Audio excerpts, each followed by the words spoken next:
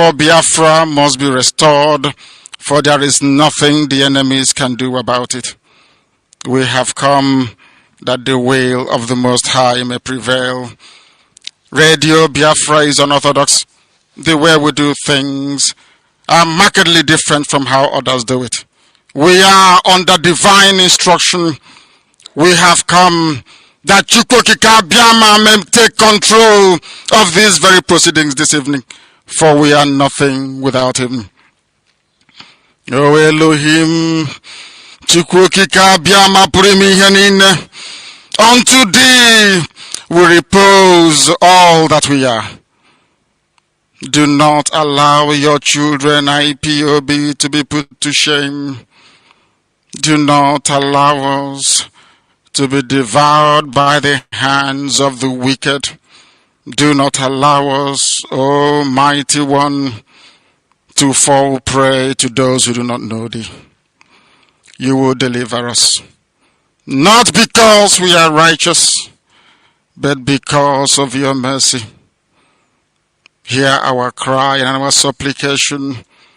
We are not armed. We have not killed anyone. We have not jailed anyone. We have not done anything at all to warrant the level of destruction and carnage being visited upon your children. The same way Israel suffered, so is Biafra suffering today. And if you, Elohim, can deliver Israel, so will you deliver Biafra. That is our hope. That is our anchor of everything that we hold dear as a race and as a people. You brought Biafra that light may come into Africa. You gave us hope because we are in a continent of hopelessness. And by thy grace, Biafra shall be restored. We shall be resurrected. We shall crown our efforts with the glory by the grace of the Most High himself. We are not strong. We do not pretend to be strong. All we do is to submit ourselves to your will, that your will may be done upon our lives. We have lost many people. We have lost so many good people. Their sacrifice will never be forgotten. We shall honor them, and for their sake Biafra will come. Israel lost people, and today Israel is here as a beacon of hope in a land filled with darkness. We beseech thee, O Elohim, because we are wandering all over the world, hoping against every hope that things will turn around for the better. It has never turned around for the better. Instead, it is getting worse. Please do not abandon your children. You have given us a commission, and we must accomplish it in our lifetime. We have come to honor your holy name. We have come to praise thee. We have come to honor thee, that your name may be glorified, adored, and praised forever and ever.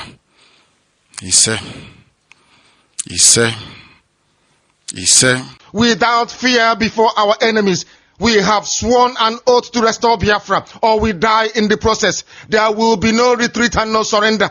If the option they give to us is to seek our restoration by violence, every living thing living in the zoo will be destroyed. Oid is a promise and a pledge we are making to them. They must understand that we just don't love our country. We are fanatical about Biafra. We will do everything humanly possible to ensure that Biafra comes. It is either the flag of Biafra is raised up or I am lowered into the grave. One of the two must happen. It is better for this heaven and this earth not to exist than for Biafra not to come to pass. We dedicate it into the hands of Chukwu Abiyama, the creator of the heavens and the earth, because only him decreed that we should exist as a race, and only him has the say to decide and to determine if we are to survive or not. We don't rest our hopes in any man. We don't believe that any country can do anything for us. We are going to reaffirm our faith in the supremacy of the creator of the heavens and the earth, Chukwuabiama, upon to whom and in whom every glory and honor belongs to. That's why we worship him and nothing else and no other. We worship the one true living God. That is who we worship. That is why we were created. We are not like any other people. We have been chosen by Chukwuabiama to serve him. We have been chosen by the creator of the heavens and the earth that we may serve him. That is why in our names it contains every praise imaginable. Every praise imaginable to the Most High is contained within our names because we are very special people. We are here to reaffirm and reiterate that. We are here to ensure that this very march towards our freedom cannot be hindered. Any obstacle on our way, real or imagined, man or woman, adult or child, anything it is, once you are an impediment to the restoration of the sovereignty of Biafra, you will be destroyed completely and totally in every way imaginable. We do not forgive. There is no forgiveness in our dictionary. We are here to ensure that the death of 3.5 million people is not forgotten. It is to them that I owe every ounce of loyalty and obligation. They are not here to offer any advice or to ask us to forgive Gowon. They are not here to ask us to forgive Haruna. They are not here to ask us to forgive the Yoruba people and the Awolowo family. The reason why we exist is to ensure that their memory, that they can never ever be forgotten, that their memory will linger on forever, that as long as man walks this earth, this world will remember the 3.5 million people that they killed, men and women that did nothing, children that were innocent. Their only crime is to be blessed by God. That is the only crime they have committed. As those children were being slaughtered, as they were being starved to death by a very wicked and cruel world, spearheaded by Awolowo, everybody looked on and did nothing. Instead of them to help us, they ensured that our absolute blockade from land, air, and sea was absolute, that we may die, that the children of God may die. But lo and behold, Chukwuabiama determined that we cannot die, that we cannot perish, because we are his own. Despite all our iniquities, despite all our sins, he made us in his image. He gave us that very edict to worship him, and that is what we do every blessed day on this radio station, without fail and without the fear of any human being, talk less of an animal in the zoo. We are here to worship Chukwuabiama. For those who don't understand what Chukwuabiama means, he is the creator, the supreme creator of the heavens and the earth. And to him we owe everything that we are. And upon him and to him does every honor and glory belong to. This is Radio Biafra. As I wait the barrister to join me.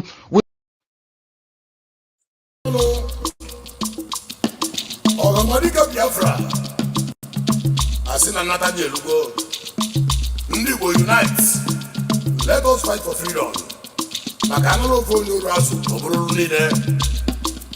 Freedom time has come.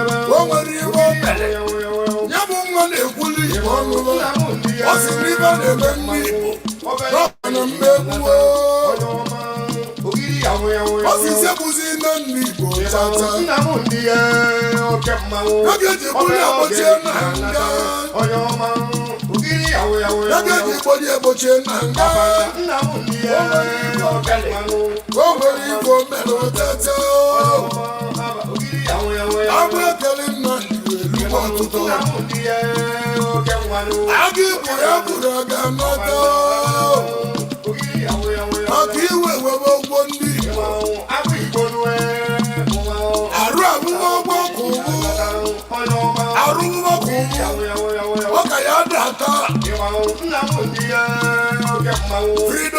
and the Galway. Nobody won't one who never could leave Bogamata. One has a catchivandi. On has a catchivandi. Probably even a man. Not one in the what they walk out to women. You didn't see it. Rabunan in a custody. Rabunan is called to Galway. All of them. Magano where you go, when you down but I remember one day. I'm well up who can in a bond. Oh, that's it. Oh, number man. And none the color, and none the color, Yanata. When I need to see them. Good evening, fellow comrades and lovers of freedom. This is Biafra Radio, and my name is Mazi George. Umeh, I reside here in the United Kingdom as one of the principal servants of indigenous people of Biafra here in UK. And today is a day that will ever live in our hearts, a day that we will remember. And today is the 14th day of September, year of our Lord 2024. And it's 32 minutes on top of the hour, 8 p.m. here in United Kingdom, presumably the same 32 minutes on top of the hour in the Holy Land of Biafra. And this evening is the day we remember as a Saboteurs Day. And today in this studio, there are so many, comrades that is here. I'm not alone. But as we are introduce myself, then I will unfold men and women that was me in studio here today. Basically, all we are doing here is to point us to the right direction. And this is significant to our life because this has gone a lot of things. What happened in AFARA UKWU-IBEKU on the 14th of September 2027 have taken a lot of lives. And I'm aware that so many of you are aware of this as well. And before I bring the men to come and introduce themselves, after that, we are going to use one reference, a video that was actually recorded live on our AFARA UKWU-IBEKU that day. And we'll be taking our analysis from this video tonight. Like I said, I'm our leader, the music that I just played, and the credit to the person that sang that song. I know they have not put any copyright on it yet. That's why I allowed it to play. On Facebook, whatever we use here, music or video, is the purpose of entertaining our viewers. It's not for monetary gain on any shape or form.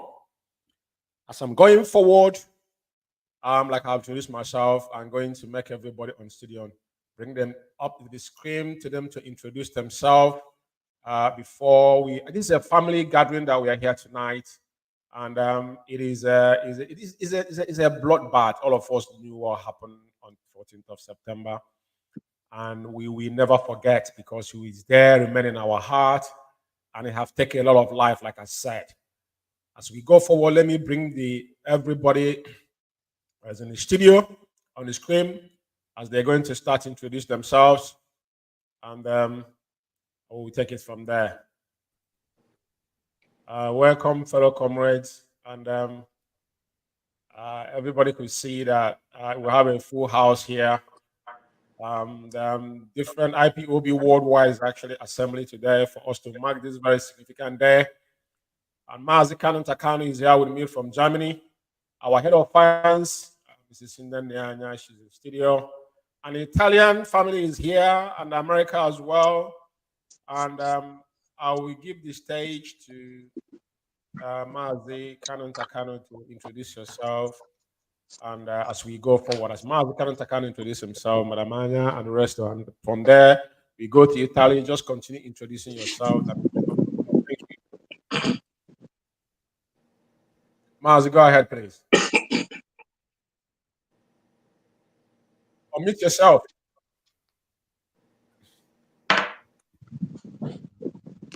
Good evening, Biafrans. Good morning, good afternoon, according to your time zone. My name is Mazi Takano, IPOB member in Germany. It's my pleasure to be here today and to speak to Biafrans on my experience, exactly 7 years today, in what happened in my family home. Thank you, Mazi Umeh, for having me.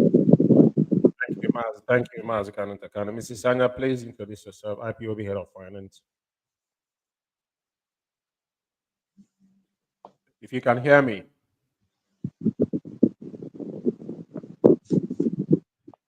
Unmute yourself if you can hear me, Madam Anya.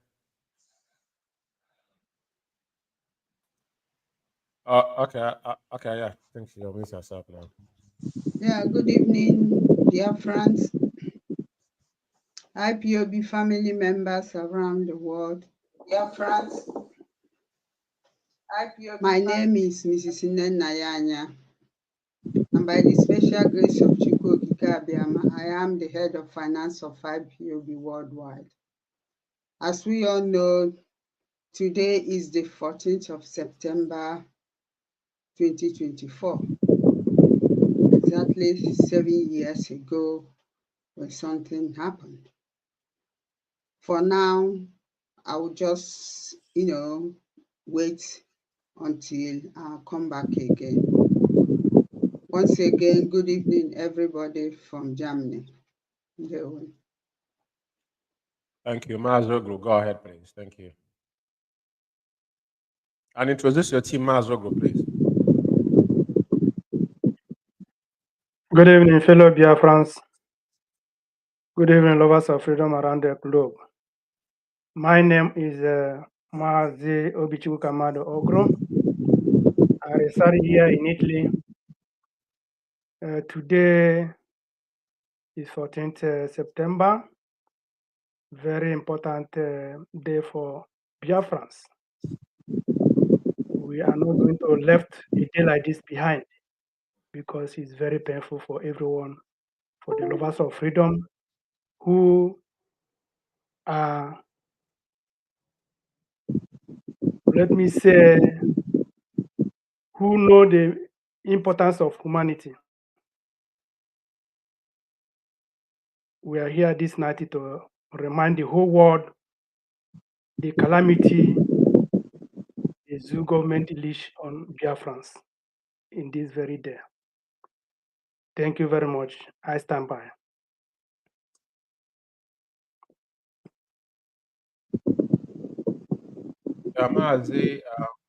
Mazi, Ephraim, go ahead, please. And after you, then Ekezie, then Mazi Emeka, the USA PRO, now introduce yourself, please. Good evening, fellow comrades. Good evening, dear friends. Good evening, lovers of freedom. It's actually a painful day, and we still remember 7 years ago what happened to our leaders' home. I am Ephraim Okechukwu, National Financial Secretary, IPOB Italy. We, the IPOB members, we still remember. Though you can't find anywhere else where those who claim to be IPOB members still remember this day, but we, the IPOB members, the real ones, the people that are still standing, we still remember this day because the pain is still in our heart. Our leader and his family will never be left behind because this is what a home passed through. This family, just 7 years ago, this is what took away the lovely parents of our leader. And the pain is still in our heart, and it will remain that way. So we are here again because we can't just allow this day to go by without doing the needful. Thank you very much. There were Maz, please go on.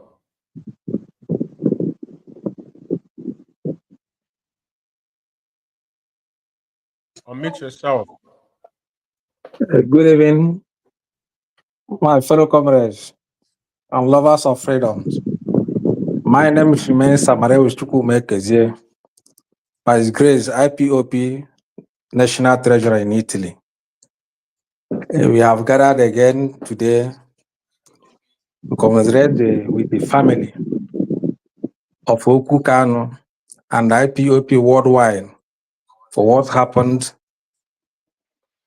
on 2017 at AFARA UKWU-IBEKU.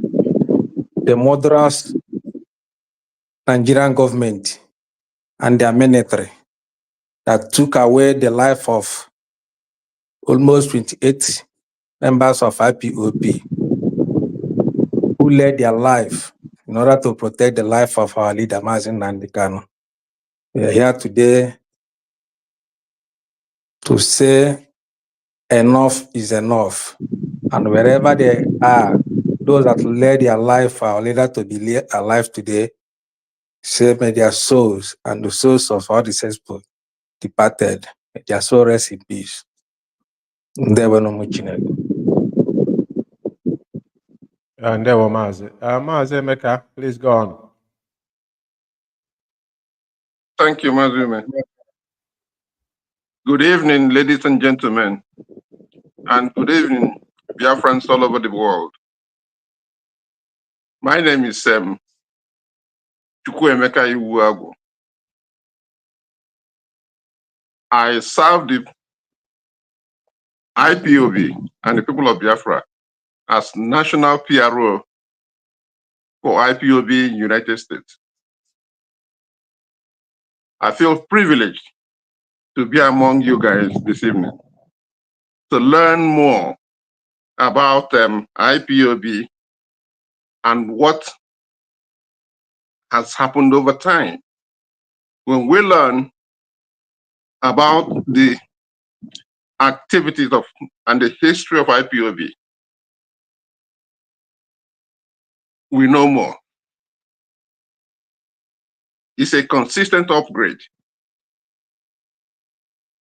Onyendu have told us much, and more continue to emerge.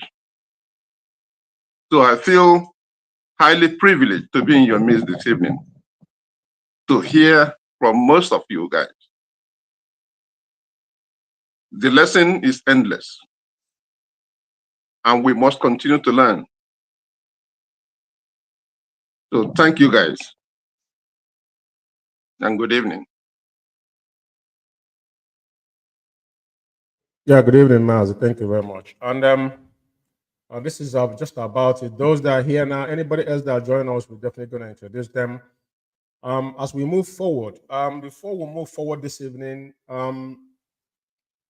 we have to take our reference point from actually the evidence of what transpired that day at AFARA UKWU-IBEKU, because sometimes people don't realize the fact of the matter, what happened. I myself in solo to say this before I will bring the video up. Now, we are going to play that video just to give you the insight. We will continue. I know that Mazi Takano was privy, was there live when this thing happened on that day, because it's his country home. So we have the video that we're going to play, that we get our reference point from it. And maybe some of us have forgotten. But myself was on Facebook Live on that day, watching this video live from one of our comrades that was actually have that bold-minded to stood. All the things going on in that house that they actually put that record. That's what I call journalism, and that's what I call a die-hard IPOB. That's the hardcore that Onion is talking about. It's not just it's not mere words. So, we'll put up that video now, and we'll talk through it. You can hear shots. This is stuff going on in the home of this is how. Can somebody, this is the platoon of soldiers was in Onyindu's house. There's nothing there. Can you just imagine the gunshot going on? That house should be a monument for everybody to go and study about what actually transpired in that house, even though that people are still living in it. But really listen to the gun sound. I couldn't hold myself because I was there. It's like I was there because I was on Facebook. We were not far because, the network, the internet had made the world a global village. But when you listen to the sound, I don't know how some people on things are going on right now. We have to have ourselves fundamental question. I will allow this to play like 2 minutes, then I will go back to Mazi. Happening now in the home of the leader of the Justice Biafra. The Nigerian army is here. They are here now. Look at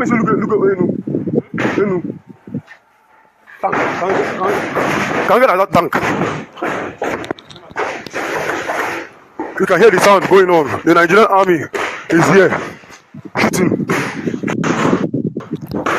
They are here shooting at the home of the leader of the Justice Biafra.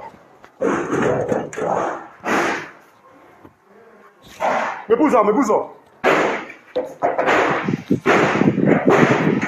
How do we do?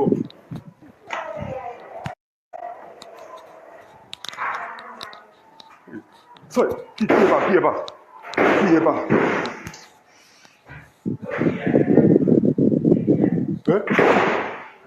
Okay.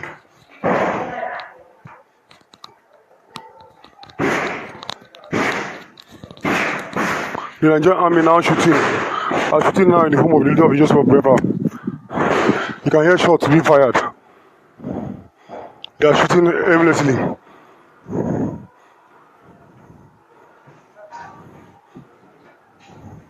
They are shooting and killing our people. Sir.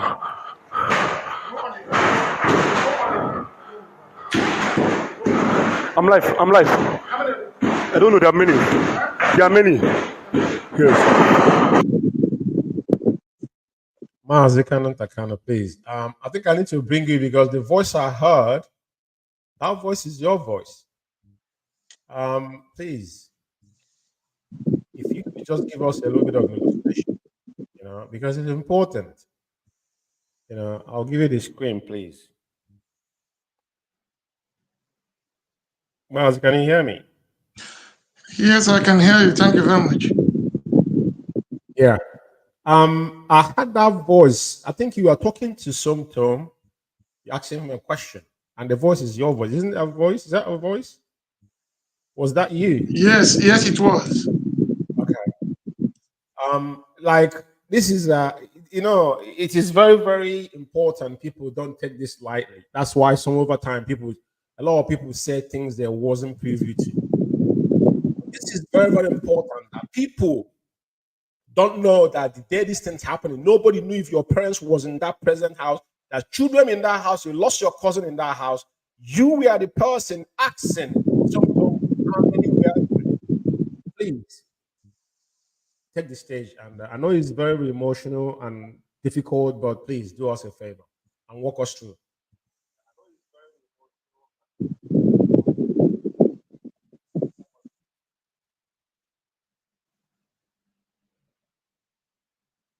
Do you hear me? I will be glad if you can speak up a bit because it's very faint from here. Okay. Is it my voice is fainty, you mean? Can you hear me now? I can hear you now. Just increase your volume or just raise your voice a bit, please. My volume is increased. Everything is fine. I've just okay. Can you hear me now? Is that okay? Yeah, I can hear you. Can I repeat myself? I said, your voice was the one asking sometime how many were there, and my question was, it is something that nobody could take lightly because this is life and death. It's in your family home, and nobody knew who was there at this particular point in time. If there were parents in the house, we don't know where people were. Of these things, nobody knew because this story must be told by the people that were present there, and you were there. On this particular video, your voice, you were the one asking the person recording, how many were there? Can you walk us through, please, if you can hear me? Yeah, thank you very much. It was like a normal day in our family home, given to the time I arrived in Nigeria. on 19th of August, 2017. It was normal. And all of a sudden, bullets started raining everywhere. I was even inside my room. While I was hearing gunshot, we were trying to ascertain exactly what was going on. Before Sunto came into my room and I asked him what is actually going on. He said, these are soldiers, okay? I tried to find out how many they are. That was the question I asked, how many are there? He said that there are so many. And inside there, in my family house, there are about over 28 men there. Over 28 people were there. I was inside there,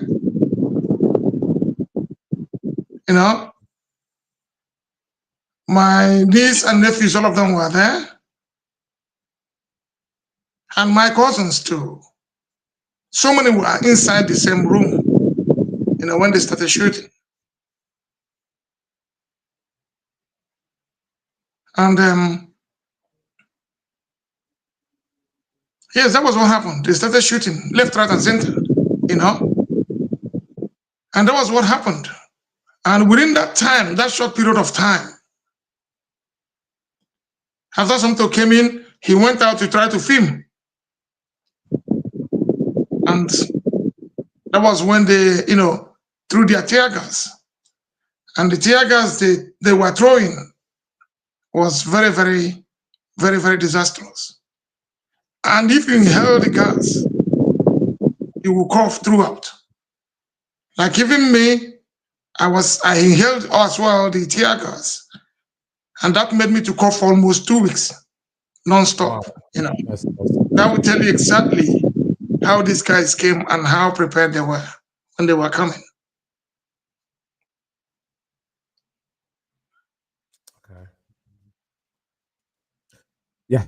Like I said, it's a bit emotional. And I remember before that 14th of September, they made couples attempt. I think they started from the 11th, if I'm not mistaken, or the 12th. They tried to push themselves towards the house, and our people was trying to push them back. I was back and forth. Before that fateful 14th of September, they actually want to force themselves in, because we are following an event that happens every morning. As long as only new man the microphone, all of us will social media and make sure we are there.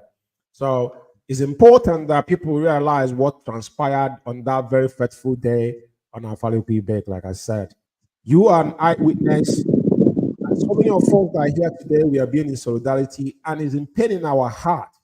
But, when you're wearing the shoes, then you will understand where it pains you, because this has attributed a lot directly to your family and the Okukano at large.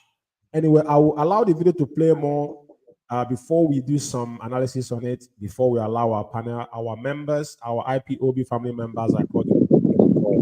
Thank you, Mazi.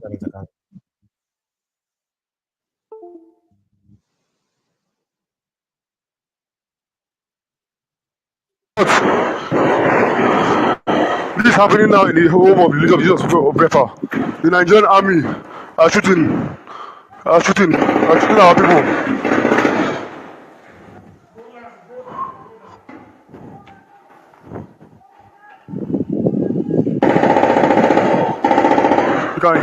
You can hear this. They are already in the home of the leader of Jesus of Biafra. They are shooting. They are at his gate, firing weapons, firing guns. They've entered his house.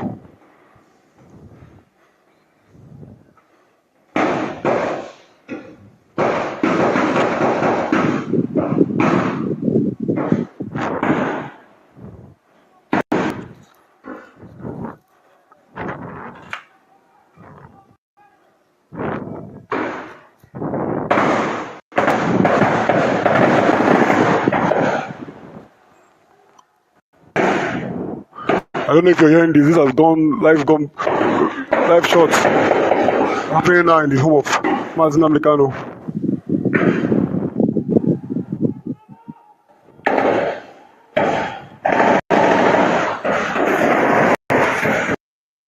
Just clarity for some of you that are watching this, we're wondering what is happening. This is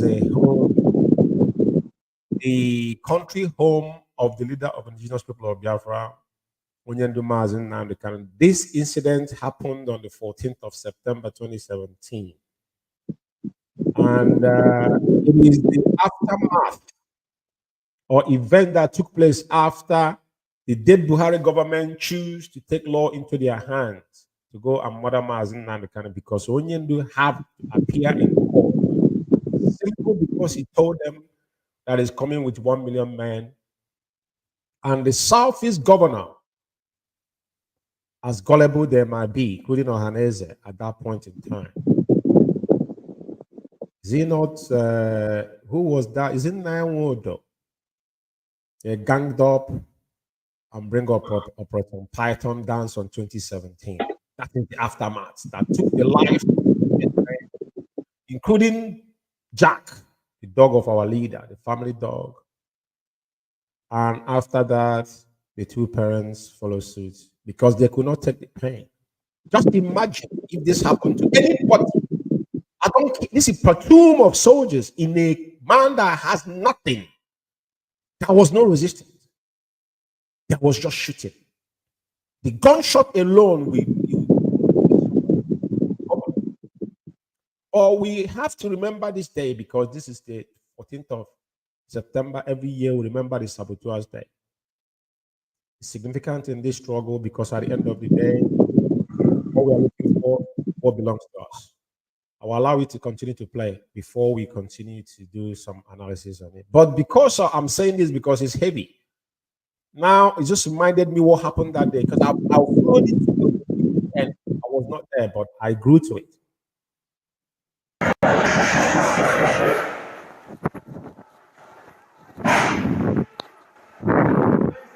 They are at the gate.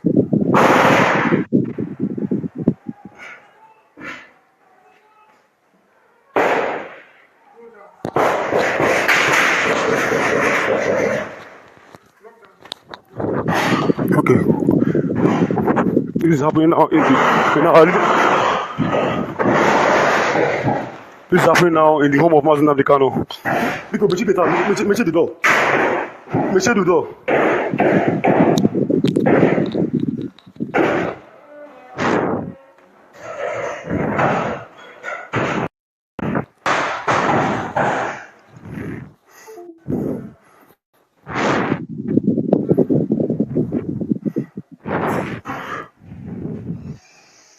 They are the gates shooting. They are trying to break into his house.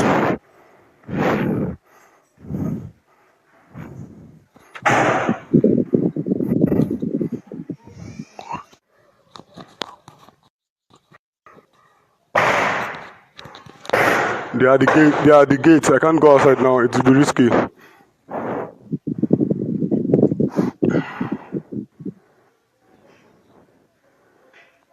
I'm trying to look. Oh God, I'm looking for a way to get to this video.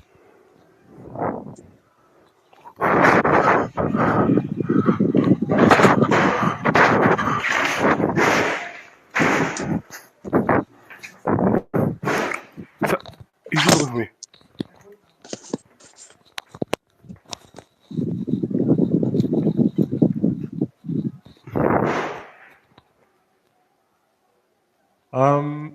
What I'm gonna do. The Nigerian army are already here at the home of the leader of Jesus Speaker. They are shooting at the home of Mazi Nnamdi. They're trying to break it. This video is about almost 13 minutes. I'm going to allow us to speak. First of all, let me, Madam Anya, if you can hear me. Let me bring Madam Anya. Everybody needs to just give their own perspective, like we introduced ourselves. The purpose of us gathering here, wherever you are watching us from, is to remember this very significant day and what transpired in the history that our children and children we've ever read in a book. This what shapes us to where we are going. Biafra will restore. If you can hear me, I would like to bring you in to give us your own perspective but we have to give our own contribution. Please, I will bring you to the screen for you to just give us your own perspective as we move forward. Yeah,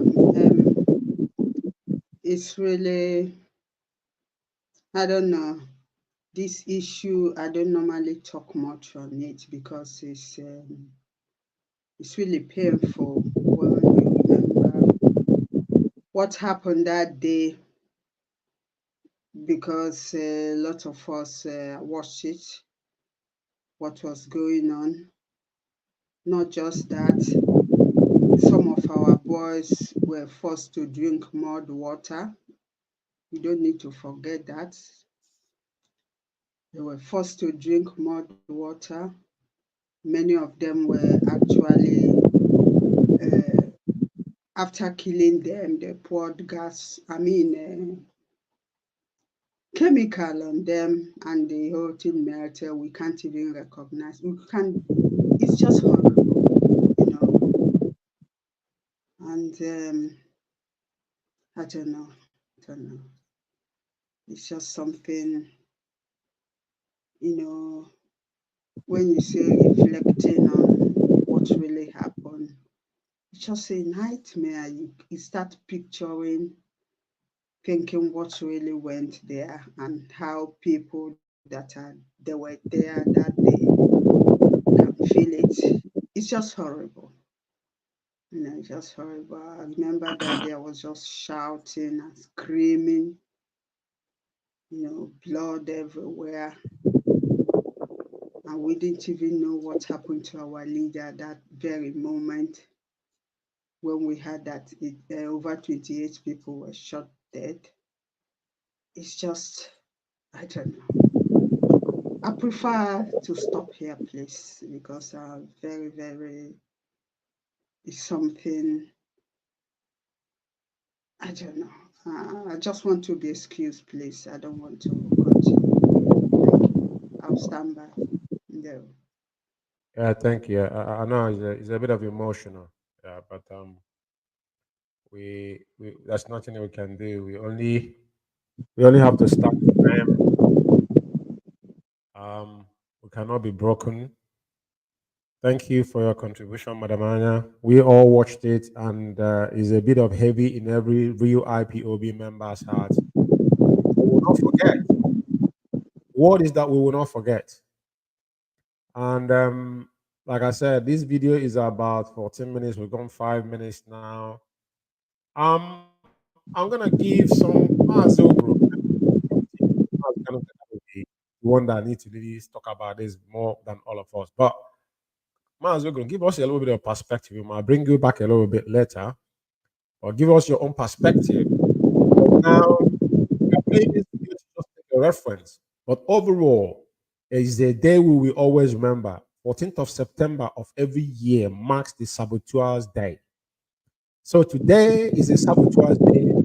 We are marking it and we'll continue to do it. And our kids will come back and remember, because if Arjuna will be a blessing to our kids to understand what these men have done to us. Because we don't even know those that were involved to infiltrate IPOB when these things happen. Mazi, please take the stage. Yeah, thank you very much, Mazi, Umeh. You know, it's a very shock to every one of us. That very particular day when the breaking news came, I was at the train station here in Padova. I just opened my phone. I saw the breaking news. I said, what? Immediately, Radio Biafra went live, where Uchemofo started asking question, calling, making a call. People are lamenting everywhere. I myself, I couldn't breathe anymore. I'm looking at my phone. I couldn't see anything. Only that I'm hearing the voice, live coverage that is coming. I'm hearing a voice of Somto Even I heard when Mazi Kananta asked that question, I followed everything to the end.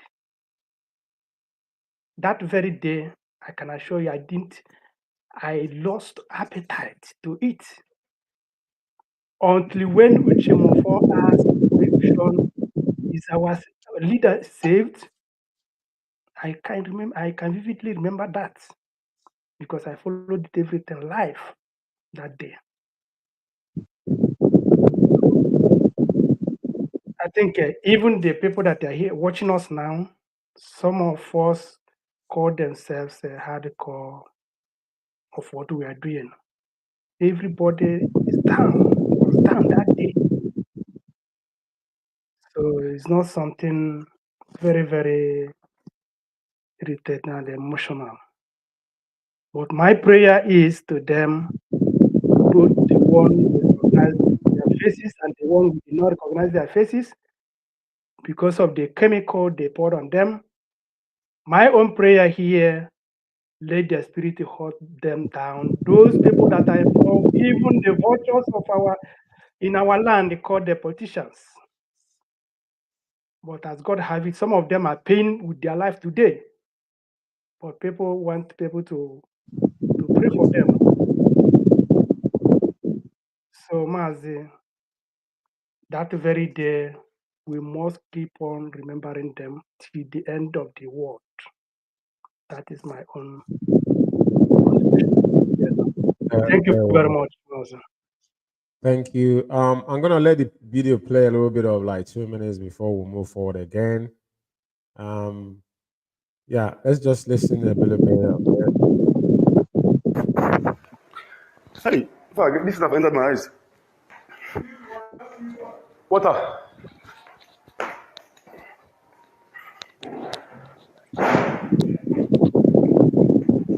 Sorry, That's Kanu Takano. You can see Kanu Takano with his stripe orange red shirt.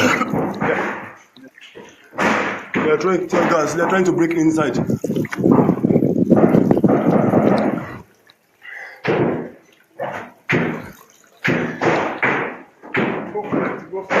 Sir?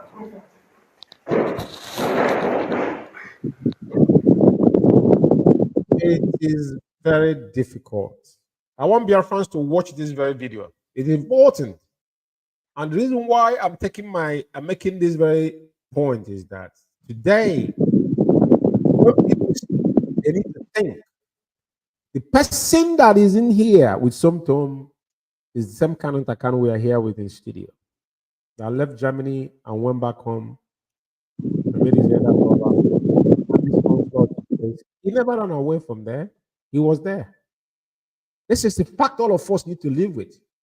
They are the one facing the bullet because it's directly to them. I don't want to say much about this because tonight we are remembering the saboteurs. But I want people to pay attention to this video. This video is very, very important. The person that is struggling with Tom here, telling him what to do. We all of us, thank God he's alive. But he is the person on this background. For some people will be in their own comfort zone talking whatever they think they should say. It's important we're mindful of what we say with our mouths.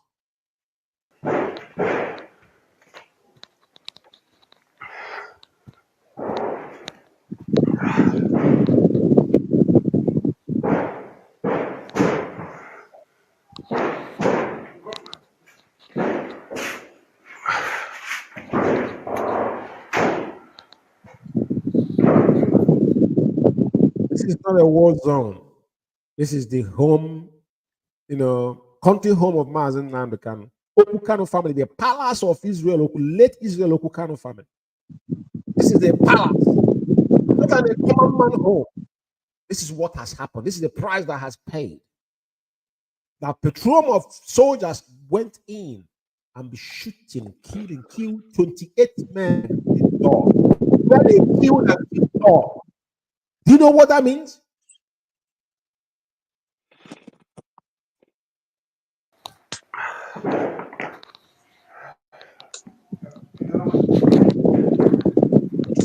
Sir, I don't know. I want to go downstairs.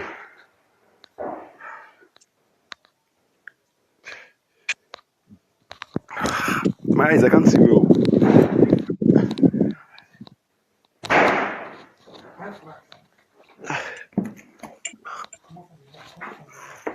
You know, one thing.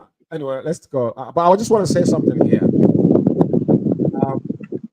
That's why I branded this video and give credit to some Tom. But listen, this is our warriors, because for Kanu Takano to stood on this particular event and actually consoling this young man, for him to be able to give all this evidence that we stood here today and talk about this whole thing, we have to give credit to them.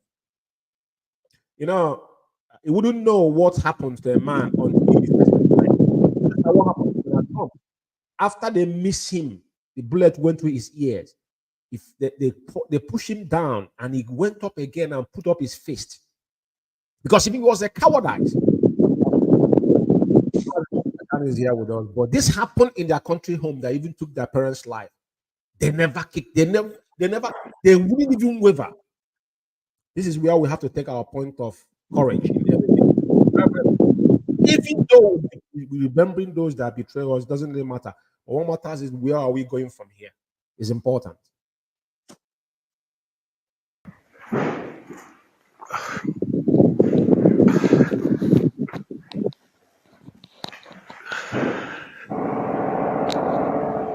Wow. You know, if we bring like soldiers to tell them to tell us the kind of ammunition they use on this very day, you could see different guns sound. You wouldn't know what they represent until if you're a soldier. Then you can understand. Because these guys is like they're in war front. They're palace. That's where this takes place. It's heartbroken.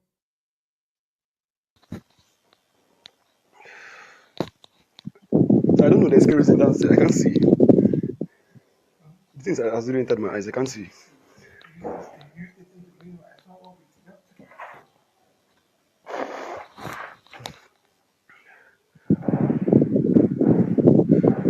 Please keep sharing this video. The Nigerian army are here at the home of Mazi Kano shooting and trying to break inside his house.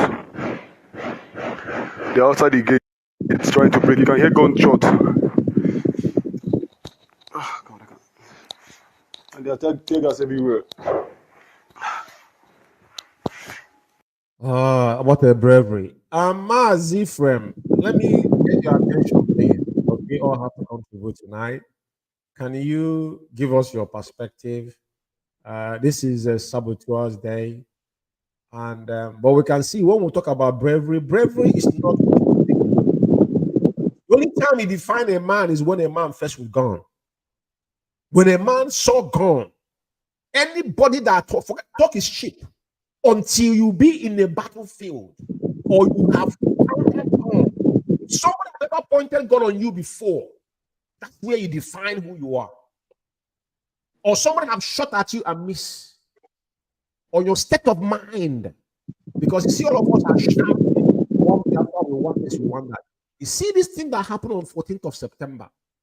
Because I remember they started pushing, I think from the 12, 13, our boys, we are pushing them back until they finally did this. Do you know this video we are playing here today is everlasting evidence that proves that Nigerian state is barbaric. There's no word to define this. Because if we bring a specialist to analyze the kind of ammunition they use in that home that day, everybody will be out there. Because it's not AK-47. MGs are playing there. I'm telling you that are no guns. It's not a child's play.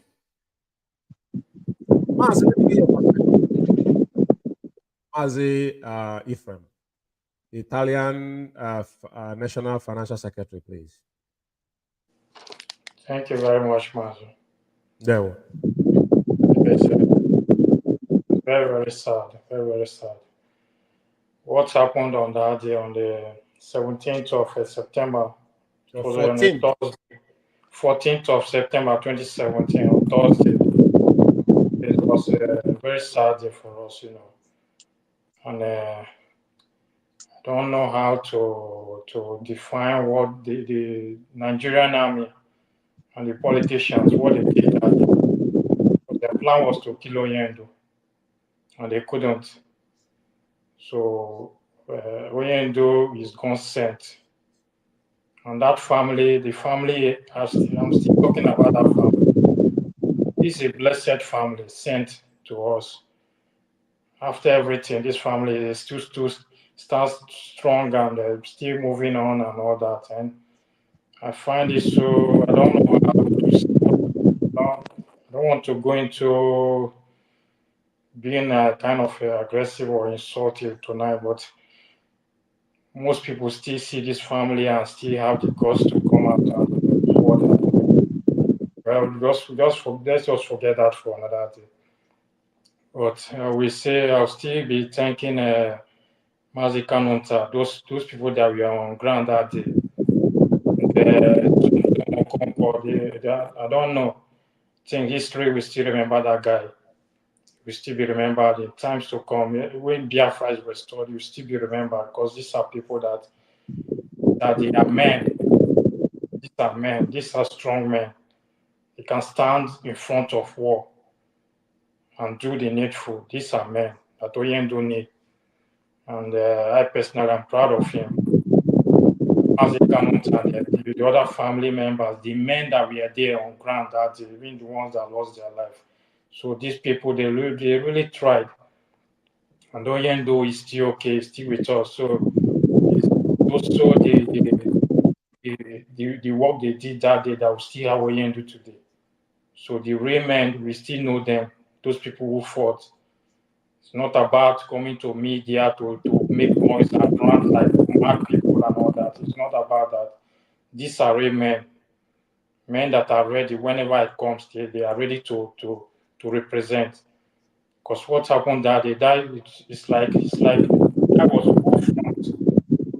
I don't think anybody who saw that with the fear and the tension will still be alive if at all doesn't have heart attack.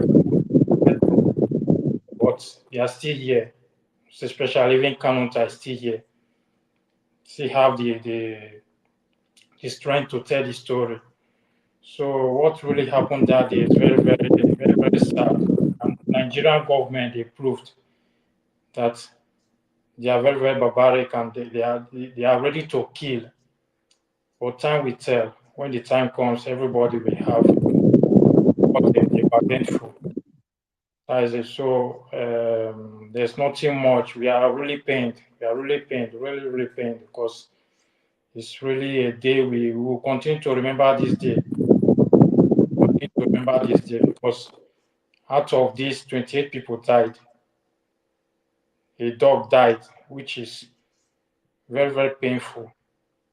And to end it off, the lovely parents also, and because they couldn't, the trauma and all that was still disturbing their heads and all that.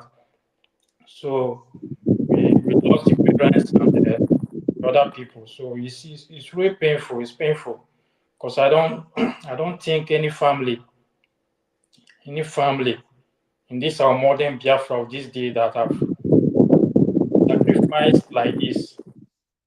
Do people do that, but the family where the both parents they are still young. Let me put it that way because they are still they have life in front of them to live, but they struggled to them earlier. So that family, I think Biafra owe them a lot, and our leader the sad day, and we will continue to remember this day. So nothing much. I will still be standing by for the next time. Thank you very much. Thank you, Mazi from there. Thank you. It's fucking wow. Like I said, we're just trying to run down through this video That's where we're getting our reference. We're not sectioning, we're just following facts.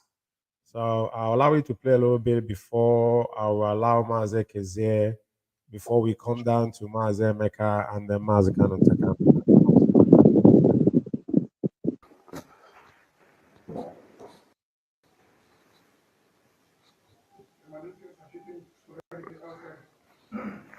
They're really shooting at my eyes, I can see.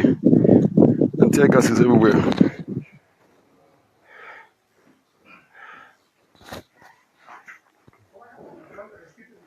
Sir, please, I want to go downstairs. I'm coming back. I want to go. Okay.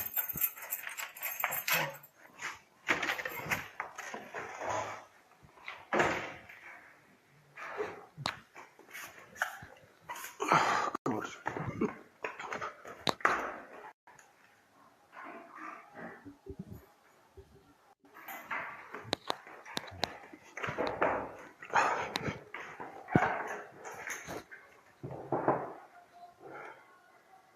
Pick on more. I'm coming in, please. If I come in, open the door.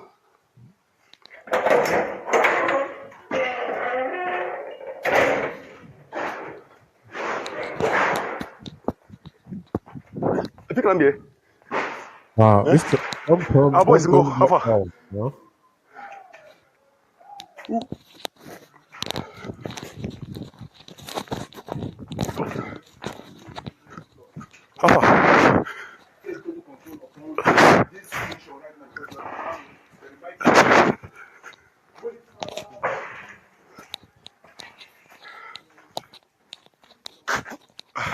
Oh God, I can't see.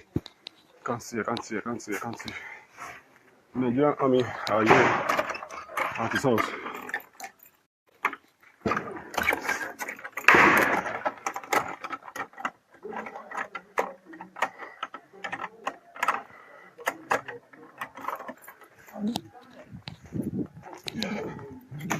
Take vengeance.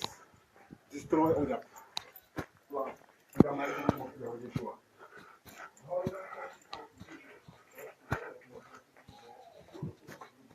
What is the report? What is the report? Any report? They force some people outside.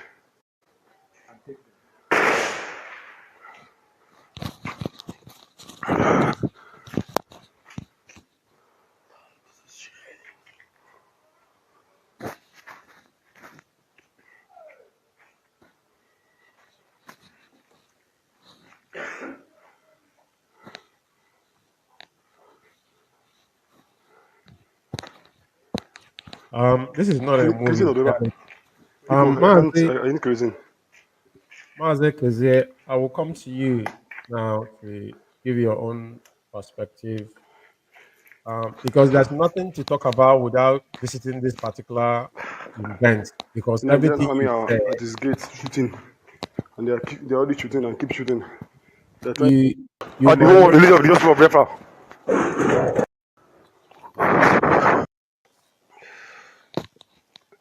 I don't know, there's kerosene downstairs. I can't see.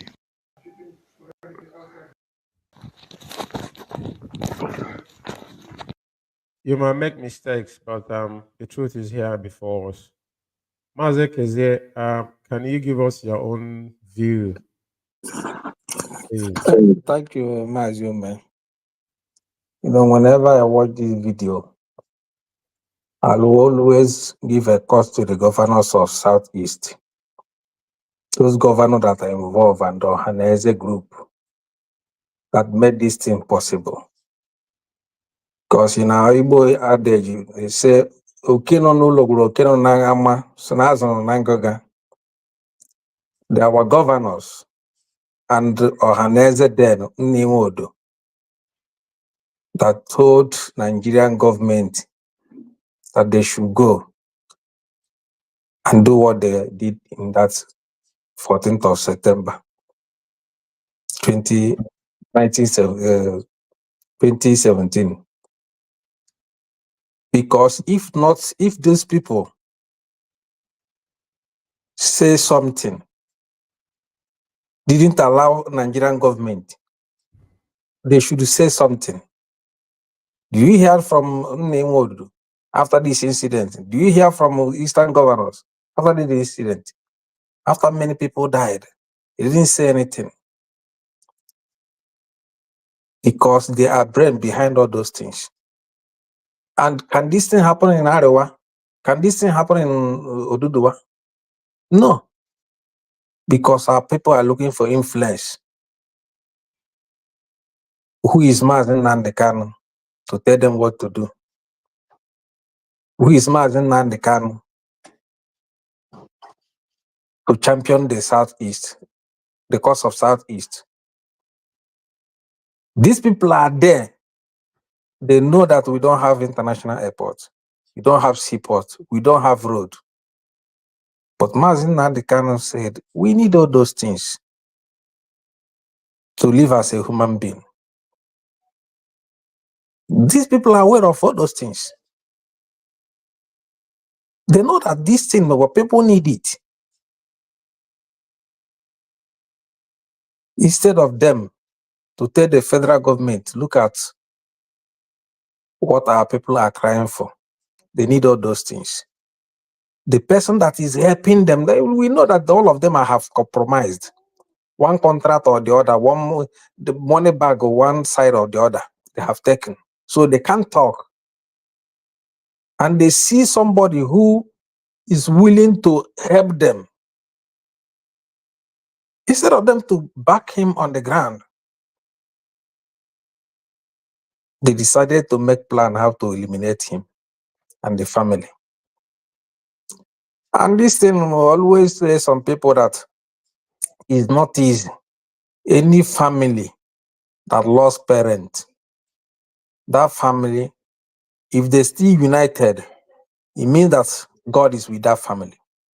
Because he hardly see any family who lost both parents and still stand firm in unity. It's not easy. And you can see those who come into social media talking media warrior, media nonsense. Somto is the evidence of, Somto is the clear evidence of media warrior. And even some of them that are shouting on Facebook, some of them were around that day, immediately this in the escape. But today we come and claim they are media warrior. Talking nonsense from both sides of their mouth. So Mazi, the incident, even that day when I had it, I lost appetite of what I was thinking, what happened. When Uchemefo was shouting, there were leaders secured. That is where everywhere was boiling. No, our heart, none of us, I can't control my emotion that day.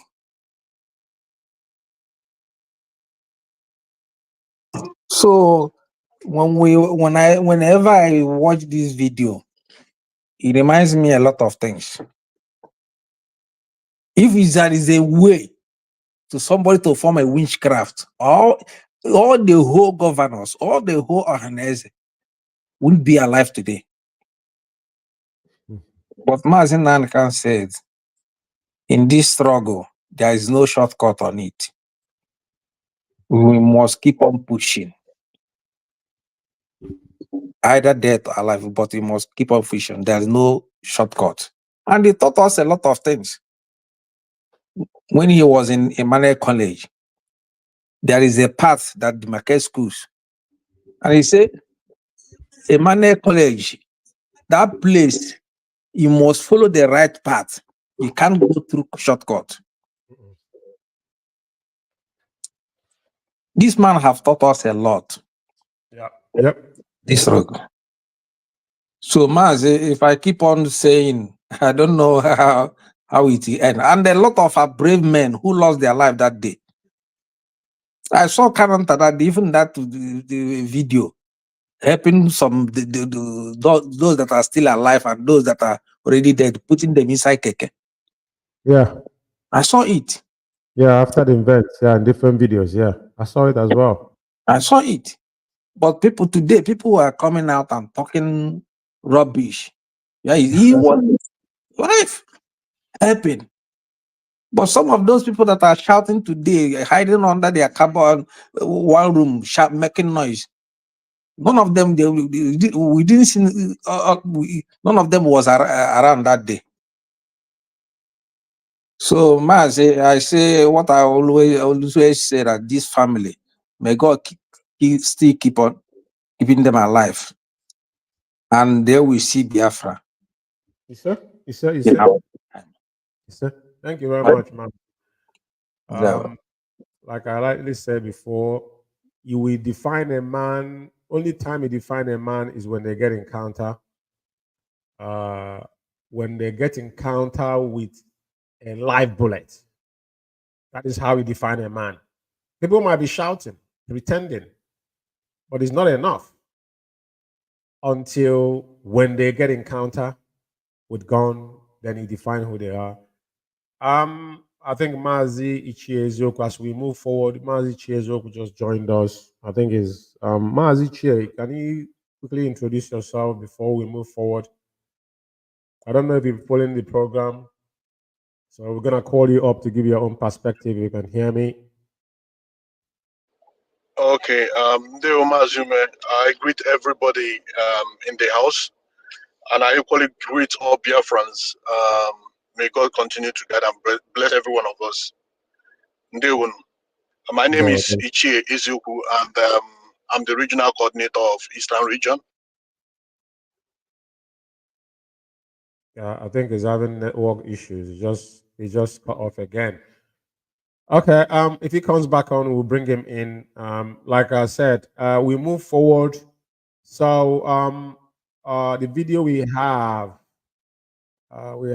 just a couple minutes to date. And Mazi, okay, Mazi Shezoku is back again. Hello, Mazi my line Shezoku, went up. yeah, he went off. Yeah. Sorry about that.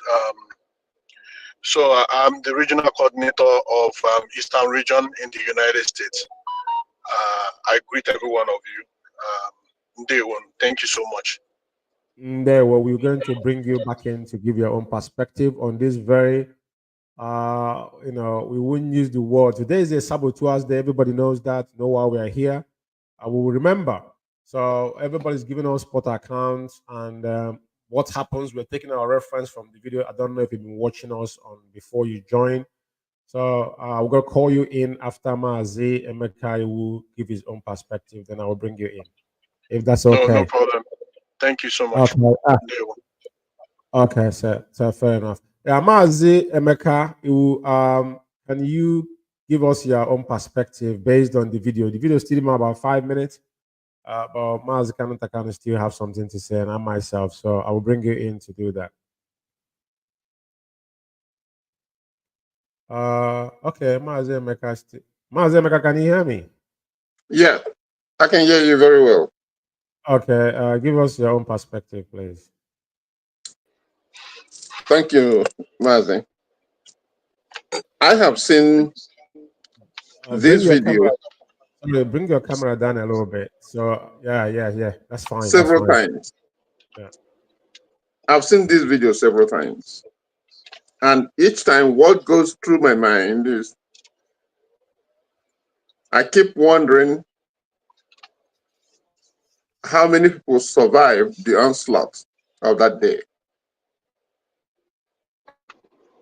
And to a point, I couldn't envisage any person coming out alive from that salvo of shooting that we all had. I never knew that Mazi Kanonta was there at the time. I thought he was in Germany. No, that is one that actually talking to some term. That's why this video is very important. It's very important when it's visited. So a lot of people don't know. And that is why it's important. I'm not cutting you off. Just like you said. Even if some of us don't know. Even myself, I knew, but it's today that actually, listening deep to know that it is his voice. And I saw him wearing his as a rich red and white shirt, t-shirt he was wearing. But you know his voice, when he speaks, you will know it's him. Straight ahead. So it's important that we revisit it. Go ahead, Sir Mazi. I'm not cutting you off. Okay. But as we speak today, addressing what happened on that very day, not that it happened and subsided. It continued and remained very consistent till this very day.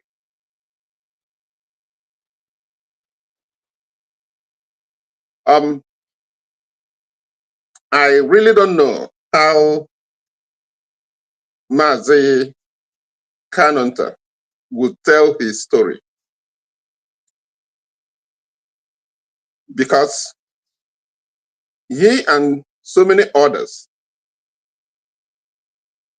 owe it to the posterity of Biafrans to tell the real story before the story will be diluted. In the first attempt to establish or to call in a republic, the things that happened during that war did not create enough room for proper documentation of what happened during the Civil War. Even though it may not be far removed from what is happening today, but it's very important that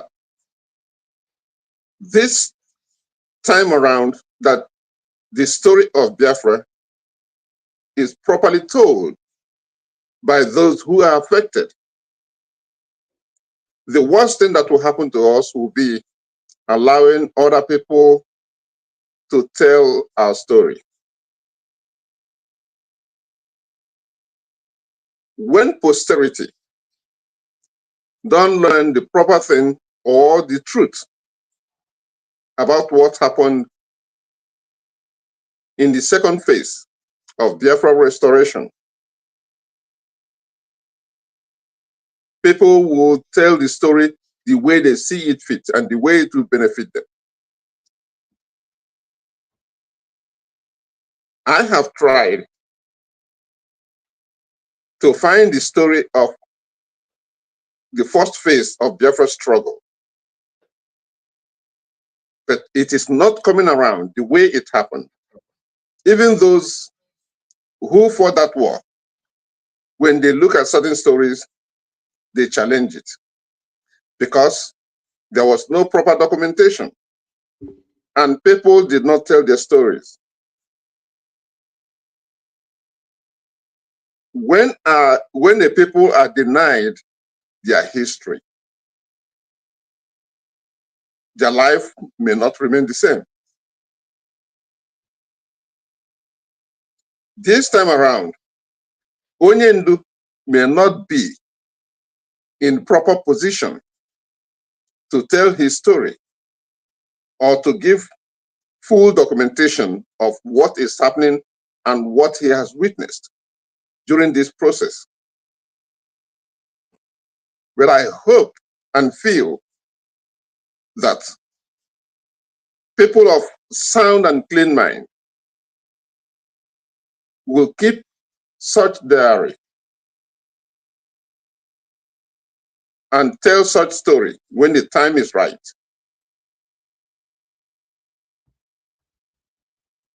Because this assassination that took place, or assassination attempt that took place in the house of Onyendu, did not end the way we thought it ended. It continued, and the sabotage tripled and quadrupled. So here, they've not given him any breathing space, any breathing room to do any form of documentation or tell any type of story, which properly is not in his place to do. there are so many others who can do the documentation, keep the diary, that could be assessed and proofread when the time is right. So I do not know how Mazi Kanunta will tell his story, because that's a story to be told. And the follow-ups and other things that happen in between this period, because it is very difficult to believe that there are survivors of that shootout. Yeah, I get it, Mazi. Thank you very much for your insight. And like Mazi Karantakara is here. Our story is not gonna be told by no one except us, except ourselves, like you rightly said. And that was what have happened to us over the years before Mazi Nnamdi Kanu emerged with IPOB, because our story was told by those who does not know who we are. Yeah, thank you very much, Mazi. And as we going to emerge soon at the end of this program, we're gonna proper introduce you to our fans. Let me allow the video to play a little bit before I give Mazi Takano the chunk of the time for him to actually do some justice tonight. Yeah.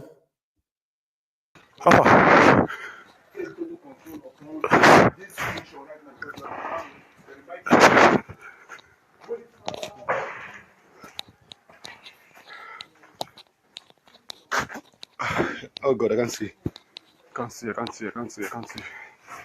Nigerian Army are here at his house.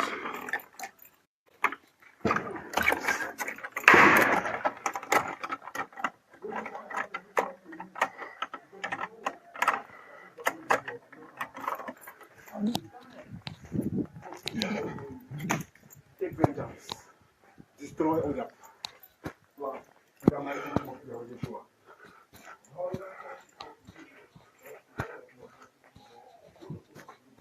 What is the report? Where is the report? Any report? The force on paper side.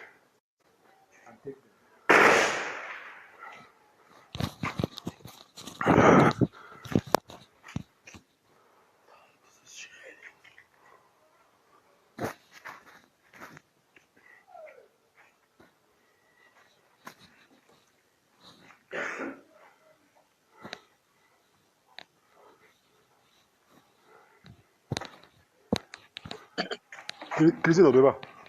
Pico, I can't. I need kerosene.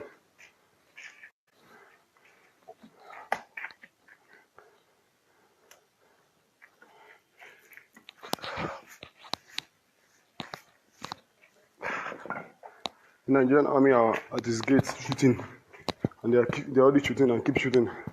They're trying to break inside. I don't know.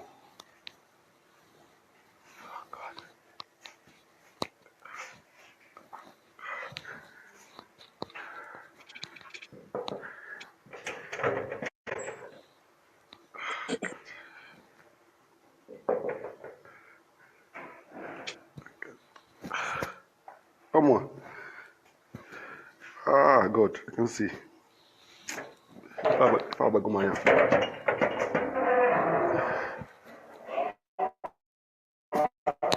Sir, take. You don't need.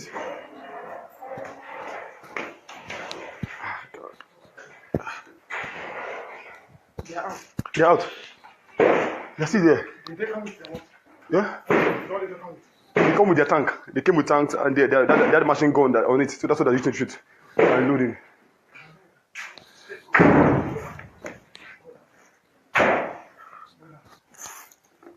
Oh, God. Okay, yeah. The voice is hearing as well. I think when someone was trying to ask Karan Takano, I don't know what he was trying to give him, but Karan Takano will tell us, and he said he doesn't need it. He was keen to know what they came with and how many are there, still calmly speaking. I mean, this is bravery in the making. I couldn't believe it. You know, I could tell you a bit of scene event of insurgency, which is a story of another day. But like I said, how you see men calmly when the situation, present themselves is how you define a real man. Mazi Che, I think your network still keep on going back and forth, but I need you to speak now before Mazi can take stage before we wrap up this program. If you can hear me. Can you hear me? Yes. Yes, please. I will put you solo on it. I don't know. Your network is not that okay. My network is not the best of network right now because I'm on the road. Okay. That is the reason why. Okay. But can I go ahead? Yeah, go ahead, please. Yeah, the stage is yours now. If he goes off, please pardon me because Mazi cannot take over if he comes in. Okay, that's fine. Yeah. I mean that day I was in. Okay, he's gone off. He's gone off again. So he's gone off again. So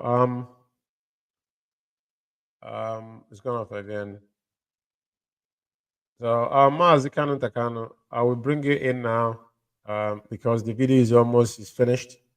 That was the end of it. So just give us your final perspective on this. To call today a saboteur day, but it's there in our heart. It's only bravery can stand and actually tell the story what transpired that day. We're talking about it naturally, but it's a deep story that actually took the two parents of your two parents' life as we are talking. And so many people have died out of it as well, and still going on today. Today we just got a news from our lawyer that Onyendu Health is not. Maswell just spoke on Facebook today. So it is important people understand that the fight is not over yet.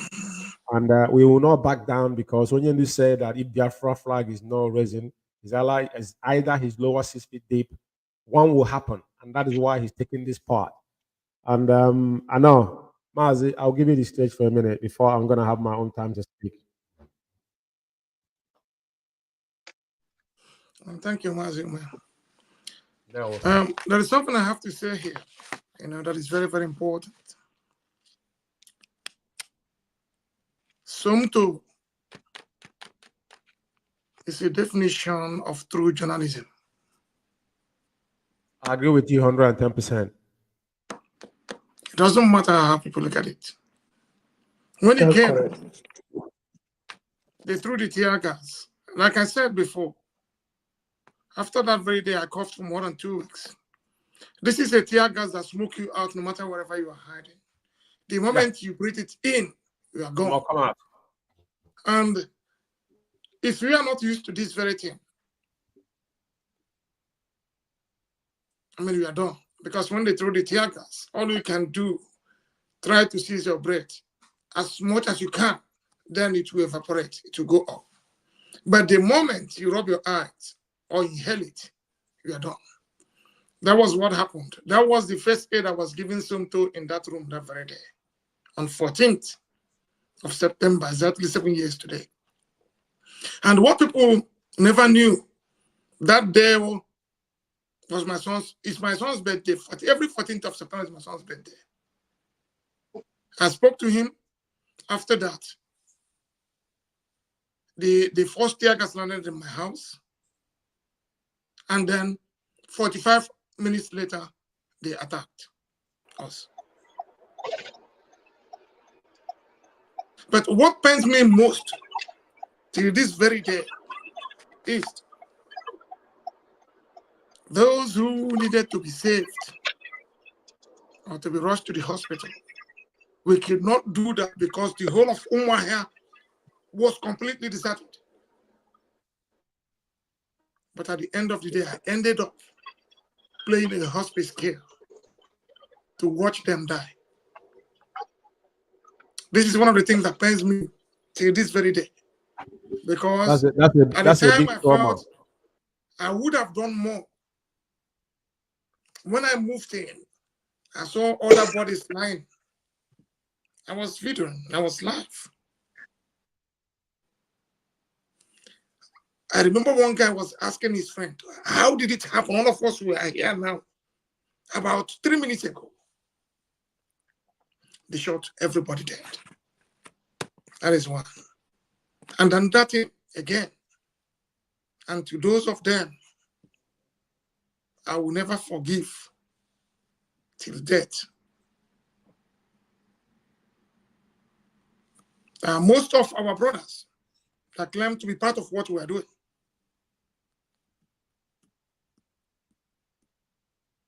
helping the same governor who supervised this Operation Python dance on 14th of September to kill our own brothers again in Aba on 31st of March, 2023. The same people in the name of IPOV.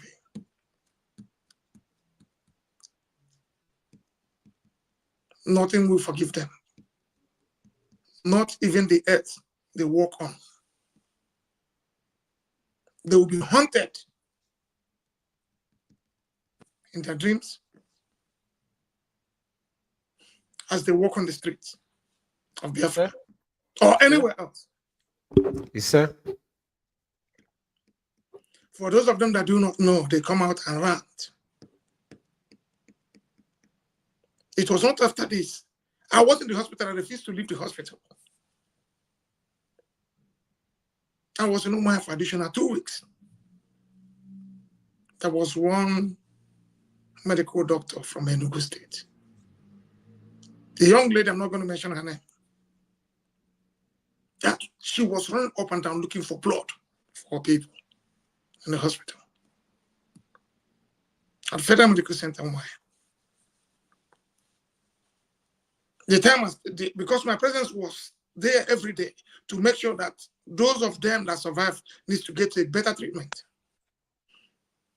Until one evening, the girl came to me and said, please do not come here again, that the DSS are looking for me. I was still coming, but not as often as it was at the beginning.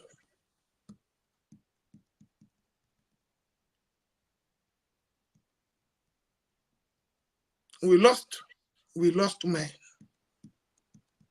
Not about those that died later. We lost men. And these are things people never knew. And that's why when they come out, they'll be ranting. We laugh. Do you know why we laugh? Because there's only 2 things that faces a man.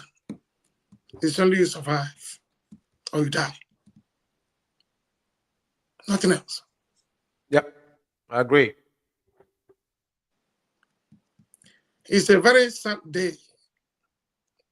This day, my parents were in the house.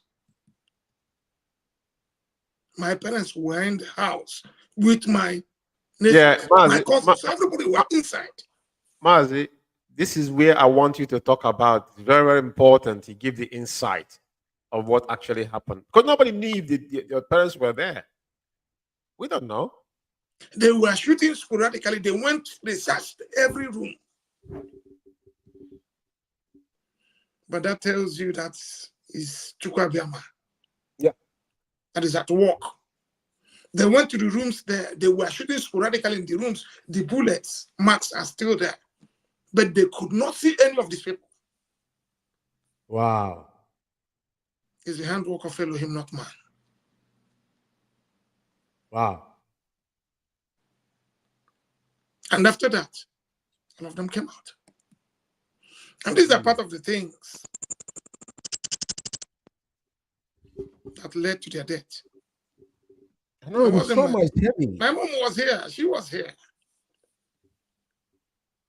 When she watched Facebook and see what our people are passing through, she said, why are they killing these young men and women? What did they do?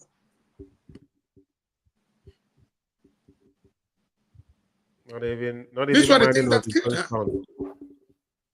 But sometimes some idiots will come out and be ranting, talking nonsense. If I had one idiot saying that my parents were poisoned and all these things. That tells you how stupid all of them are. They speculate. Most of them are using the blood of people to enrich themselves. They think when you sacrifice your brother and make money, then you're a rich man. But one thing is certain. We will not forgive them. Even as it is in the Bible, when Yahushua said, pray for your enemies, but he never told us the kind of prayers he needs to pray for them. Yeah.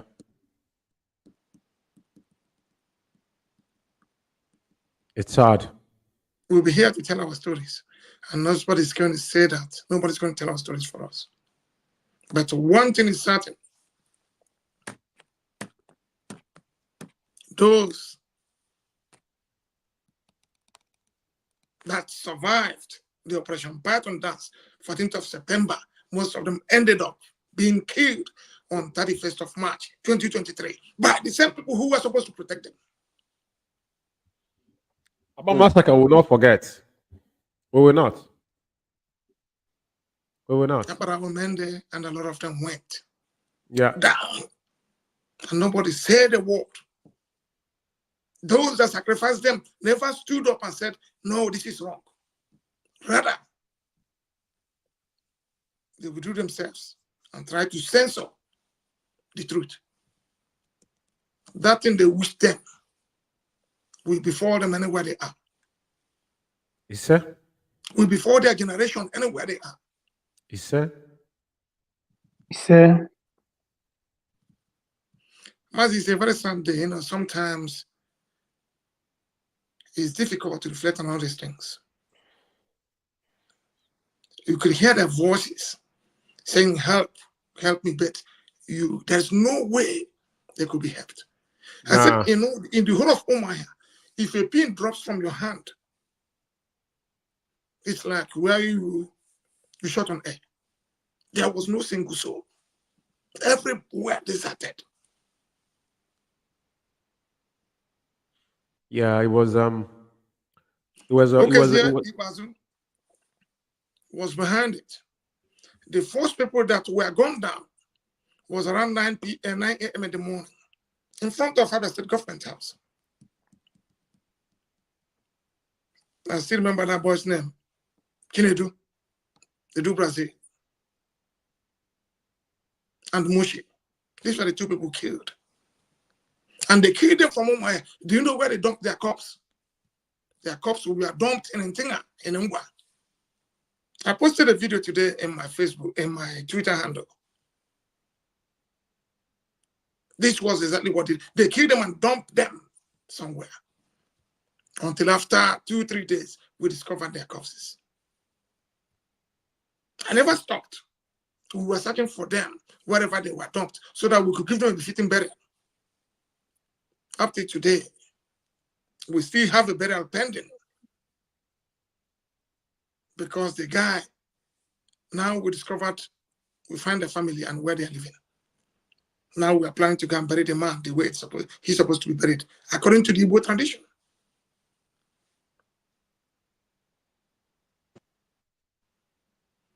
It's a very sad day, indeed. Thank you very much, Mazzi. Thank you. Mazi, thank you very much. I can't thank you enough. I'm gonna bring everybody back on studio. Before I will actually speak on my own experience and what I noticed and witnessed. I'm not saying this to say, but I'm saying this to say that today is a significant day. Like I said, a man only define a man when you face with your death. If he sees someone that has been in a war front before, they will tell you this. And we're reflecting on this now because it's deeper. Just so that your parents was in the house, because I remember vividly there was a comrade that called me here in UK. The person was like actually crying on the phone on that day. Some people say they lost their appetite. I was with some tone like I was live with when this thing was happening. It's not like they told me. I watched this scenario before ever this thing took place. We were watching what was going on in the house there. So it is very heavy. And there's a trauma behind all this. It's just because that the way God built us, there are certain things you see in the rest of your life, it become a trauma, like your parents. Like you said, these people went into the rooms shooting sporadically, but they couldn't see them because there's spirit being that guiding them. And don't forget, is in a king's house. A man, a righteous man, when you walk into a man that is righteous, for you to harm that man is difficult. You walk into a holy land. That was what happened. That's epitome. Like he said, they were shooting, but they couldn't see them. But they saw all these men when they walk into the room doing what they were doing, and they live with it. Like he said, someone said they poisoned your parents. Who poisoned them? You know, we don't want to go into issues tonight to talk about issues, but why we are here tonight is to reflect on what actually transpired and to get our people in the right direction. Our people should not forget this very day, because this day defines who we are. This is the highest conspiracy of all time, because it was corroborated within the in and outside. What happened was, after Onyendu went to, I think Canon Takane was in the meeting, wasn't he? Yes. Right? After that meeting, follow suit Operation Python Dance, right? So it was a consensus agreed upon. And the only thing what they came to do is to take away the life of our leader. Everybody knows this. Because every Sunday that day was concerned, where is Onyendu? Like some of us say, before the former deputy leader came on air that day and gave some illustration, and some people grabbed that. Still, we don't know. Nobody know. Nobody, because he didn't say that Onyendu. We don't know where our leader was. That was the answer that was given. He would only surface in Israel after 13 months. Imagine the trauma and the pain that we all went through as a member of IPOB. Members, don't forget, he has parents, he has wife, he has children, and brothers and sisters. So, comrade, the purpose of us coming here tonight is to remind you. Onyendu said that when he studied what happened in 1970, what our former internal leader went through, the betrayal that he went through, then he has to reshape himself. Because they have got our leader in the position that if Onyendu was not meant for this, Onyendu could have said, you know what, I'm tired of this, I want to walk away. He has a better life, he lives in the United Kingdom, he's a rich citizen, he's got nothing to lose. All he needs to do is walk back in here and go back to his normal job and have a better life and look after his kids. And tell all of us to go to hell, like he told us in UK here, we're acting like the monkeys in a cage, rats in a cage. So what I'm saying tonight is this, is that I don't want to go deeper than this. But Mazi, I'm going to, like I said, bravery is not when people speak. It's something that you can grasp at. Like I said, I've seen insurgency before. I don't want to go into that details. But the only thing we can take away is that when a man is being shot at, the reaction of that man, because when he's being shot at, what they want is they're giving you warning shot now that they're going to kill you. So they want to see how bravery you are. Are you going to now succumb to this particular threat, or are you going to forge ahead? That was what happened. And still today, Onyendu, even Onyendu was kidnapped in Kenya, all the things that have done to him, he's still in the SS dungeon, sojourning on. But today is what shaped IPOB who we are. Because we were underdogs. Don't forget. Nobody knows who Mazi Nnamdi Kanu was. And the question and the anger of our so-called the elites in Igbo land, or the so-called former Eastern region at large, or even the zoo itself at large, is who is this man to come and change the status quo? And even Britain is not happy with it because they know. But you know what? Like Mazi UKWU said, we will tell our story, and that's what we are doing here. And that is why it's significant for all of us to have come out here tonight and make it more profound to the world to understand our plight. What we've shown you tonight, is what transpired on 14th of September, 7 years today, in the country home of our Supreme Leader Mazi Nnamdi Kanu, that's still being held in solitary confinement in the Zoological Republic of Nigeria, for asking for one thing: give us a day for referendum, just like Catalonia are asking for now. We never pick up arms against anybody. We never kill anybody. We never hurt any soul, not even a hair. All we are asking for is to do what is good for goose is good for gander as well, if I'm using the right word. So Mazi, I can't thank you guys enough. Mazi Kanon Takano and Mazi Sumtom, whatever you are, at general underscore Sumtom. Like you said, you are the epitome. You have shown what journalism, and because when we say media warrior, when they bring propaganda, we told them we were here.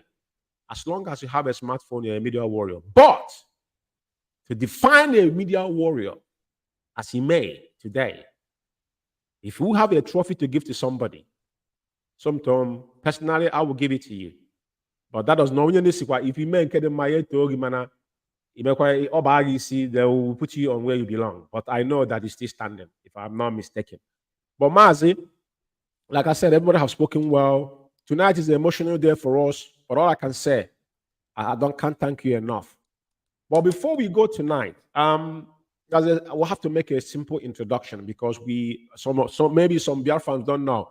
Our Biafra Radio, which is our mother radio, we have now have Biafra Radio USA 1, which will be coming up on the 21st of this month. And our broadcaster from that end will be Mazi Mekiwu, which has spoken eloquently here. And I know that some of you know him. He's the USA PRO. And the broadcast coming on, the flyer will be put out soon. And what we're doing here, this is our mother station, and we'll be guarded. Is basically to put our people in the right direction. This is not saga, for avoidance of doubt. So Mazi Mekiwu, this is a special announcement anyway, but we'll follow suit very soon. We can see how you're going to lead us very soon because you're going to take out the mantle, right? So this is a special. I'll put his face on the screen for some of you who does not know who he is. I don't know. Are you a veteran? If I'm not mistaken, please. Can you actually introduce yourself? You saw the war because I know you did, and you know one or two about the war. Maybe tell us a little bit about it before you even emerge. Yeah, is that all right? Yes, Mazzi, I really saw the war as a child. Yeah. Yes. My father was a veteran. He fought in that war. Okay. And I would say that in my village, we had so many veterans, among who is the late Chief Emmanuel Iwanyanwu, who was, we called at that time, we called them the pioneers, the Eastern Command. He was a student at University of Nigeria in Nsukka, engineering department, when that war started. And we were at Enugu at the time. I knew him, knew his parents, and he changed to a different human being. And we come to know him as Captain Iwanyanwu. So I can tell a brief story of what I know about that war, but not in detail because I wasn't informed so much. The only thing I know is that my mother swore that none of us, after losing my elder brother, who was about 9 years old, the first shelling at Enugu, when we were getting ready to leave, my father was at Ehamufu fighting. And then he sent a message that Enugu would soon be shelled. So we were getting ready to leave. My elder brother told my mother that he has to run back into the house and pick up his soccer ball. He was in that room and the shell fell on a house at Enugu. That was the last I saw him. So we left Enugu and went back to village without him, even though my mother collected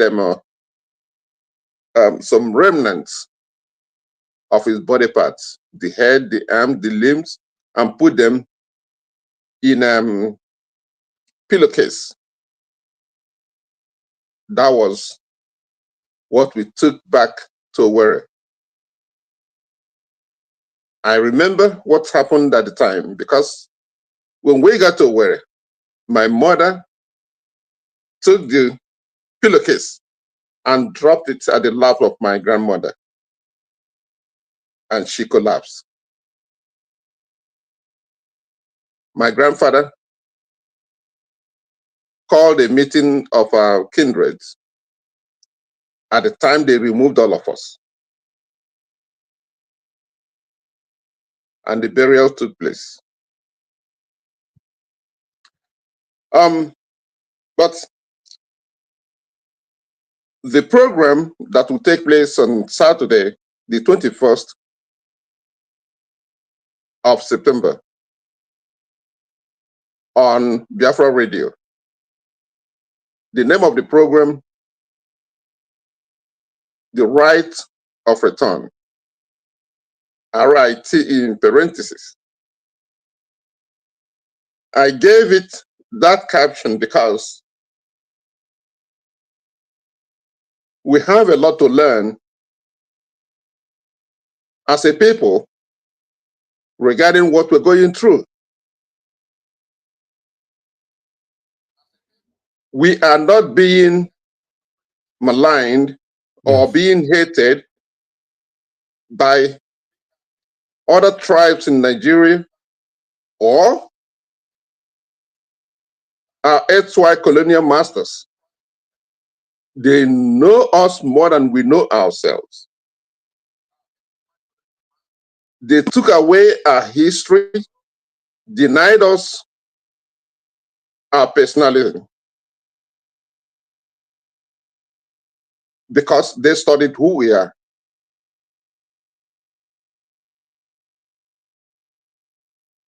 In academia in that country, at a time, even before history was removed completely from the curriculum in primary school and high school, we were never informed or articulated to who the Igbos are. We studied the history of our neighbors, the Oyo Empire, the Kanem-Borno Empire, the Mansa Musa, and the rest of them. Every other tribe, their history was intact, and to an extent told by their people. The history of the Igbos was non-existent.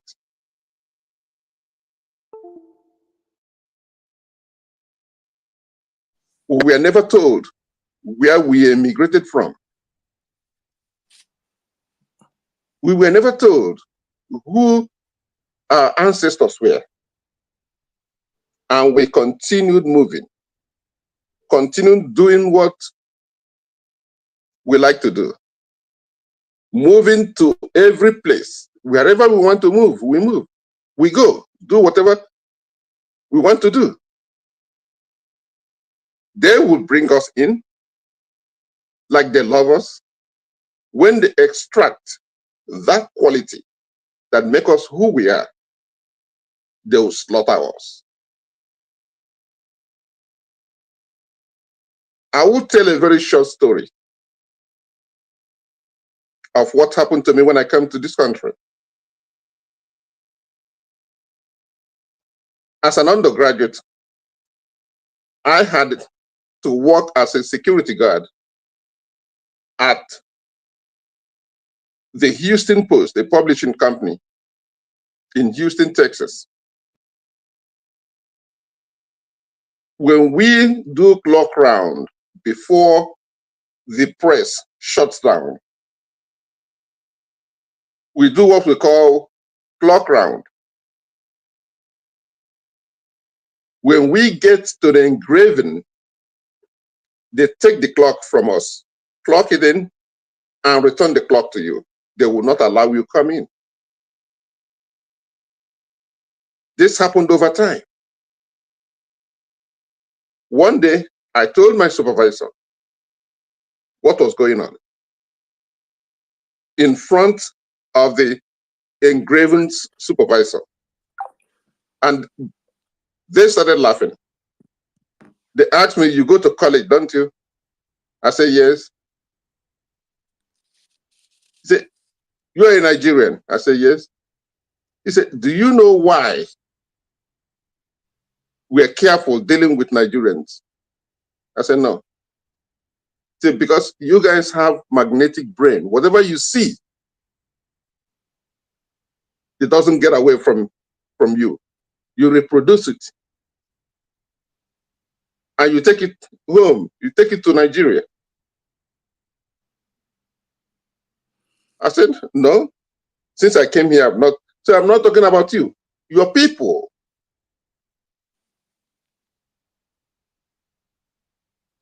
So you see that the hatred is institutionalized.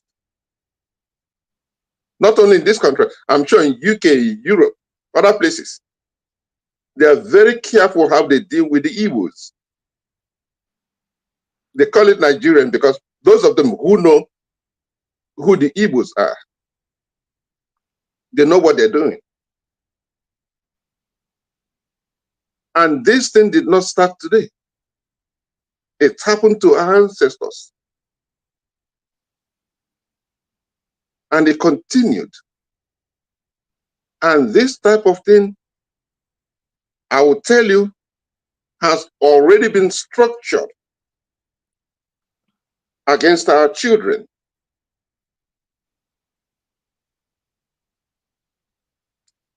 After the Civil War, we never expected that somebody like Mazi Nnamdi Kanu will come up.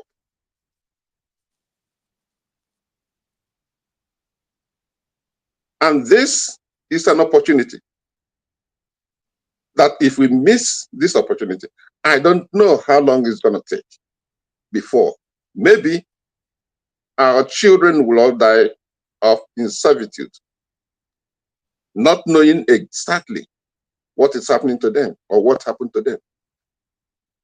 And that is what we have to look into, the right of return, because it is now or never. Thank you very much, Mazi, for that very wonderful one. I know you've done a very good one, and I know that from the way it is today, I know George is having a bit difficulties coming in, but we'll go ahead to round up in this very program, of this 14th of September, 2024. I think it's a day we will never forget. It doesn't matter what people say. So I'm going to use this opportunity to call Madam Anya to give us her closing remarks. There and then I'll go to Mazi Ogoro, Mazi Chukwumekeze, and the Mazi friend. Thank you very much, Madam Anya. Yeah, once again, good evening. The thing is this: what have we learned from what has happened? For me personally, it shows that upon all what happened, our leader, Mazi Nnamdi Kanu, did not give up. Because some people will say, I've had enough. Why should I continue suffering and my family put them at risk? But he didn't do that.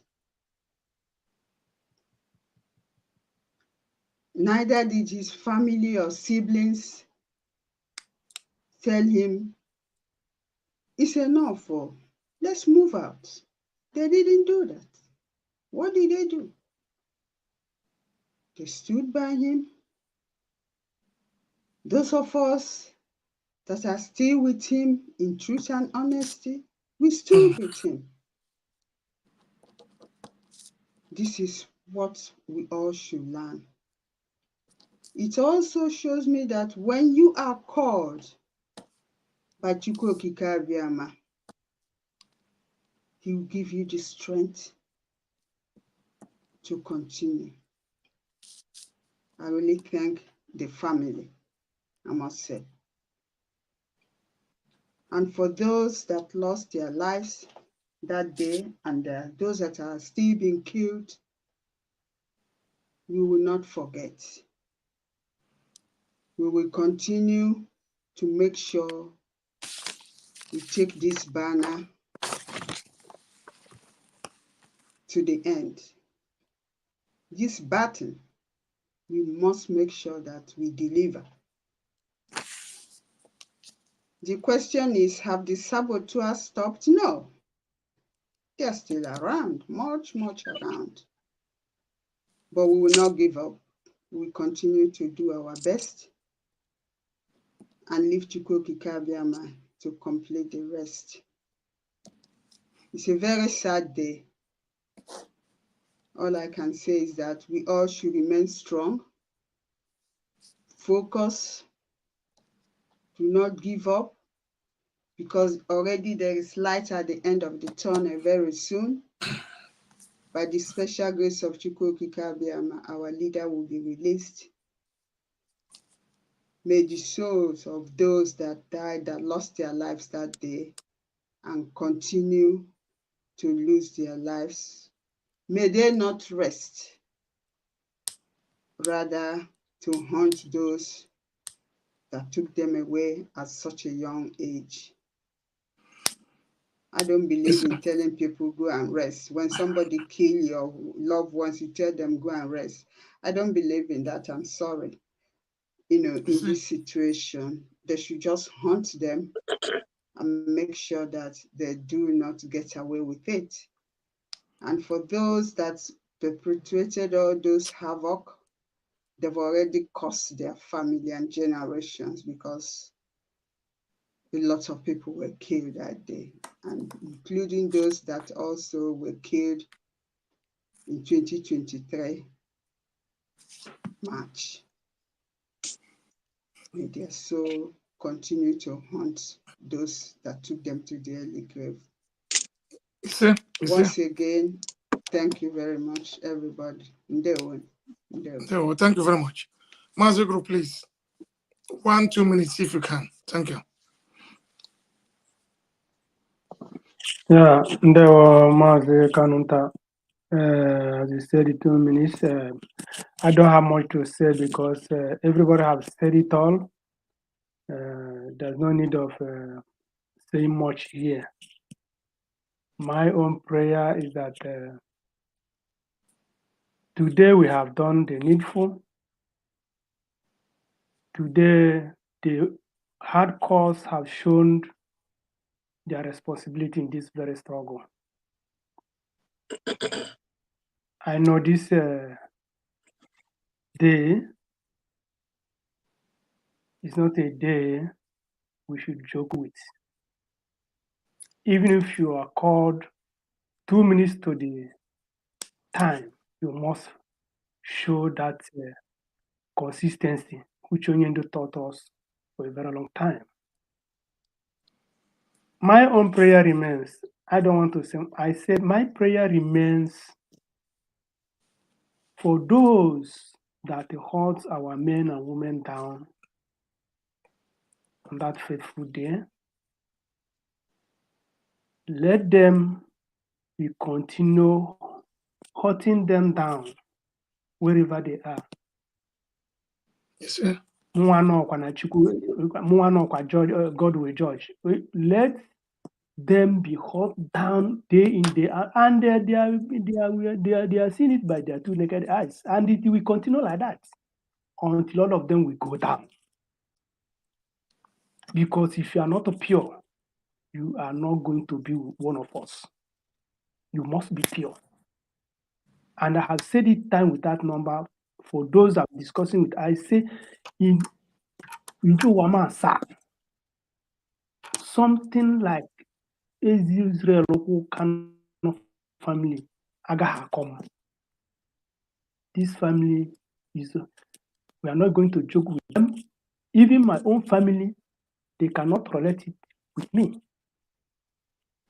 But this family stood to date, and the people are still talking nonsense, open their gutter mouth and saying rubbish. But nevertheless, we must continue. Onyendu will be released. It doesn't matter how terrible how roaring, rocking, making meeting after meeting. God is above. Chukwu Abiyama is above them. It doesn't matter. It doesn't matter. Onyendu must be released. There's nothing anybody can do about it. We don't owe you any apology to anybody. Onyendu must be released. Or everything in the zoo will turn to dust. It's not a matter of men there. Let them just stop talking nonsense. Chukwu Abiyama is in charge.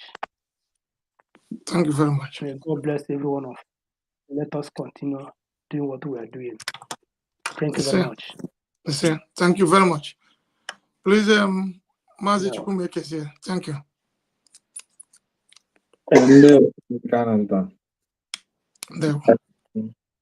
Well, my colleague have said it all.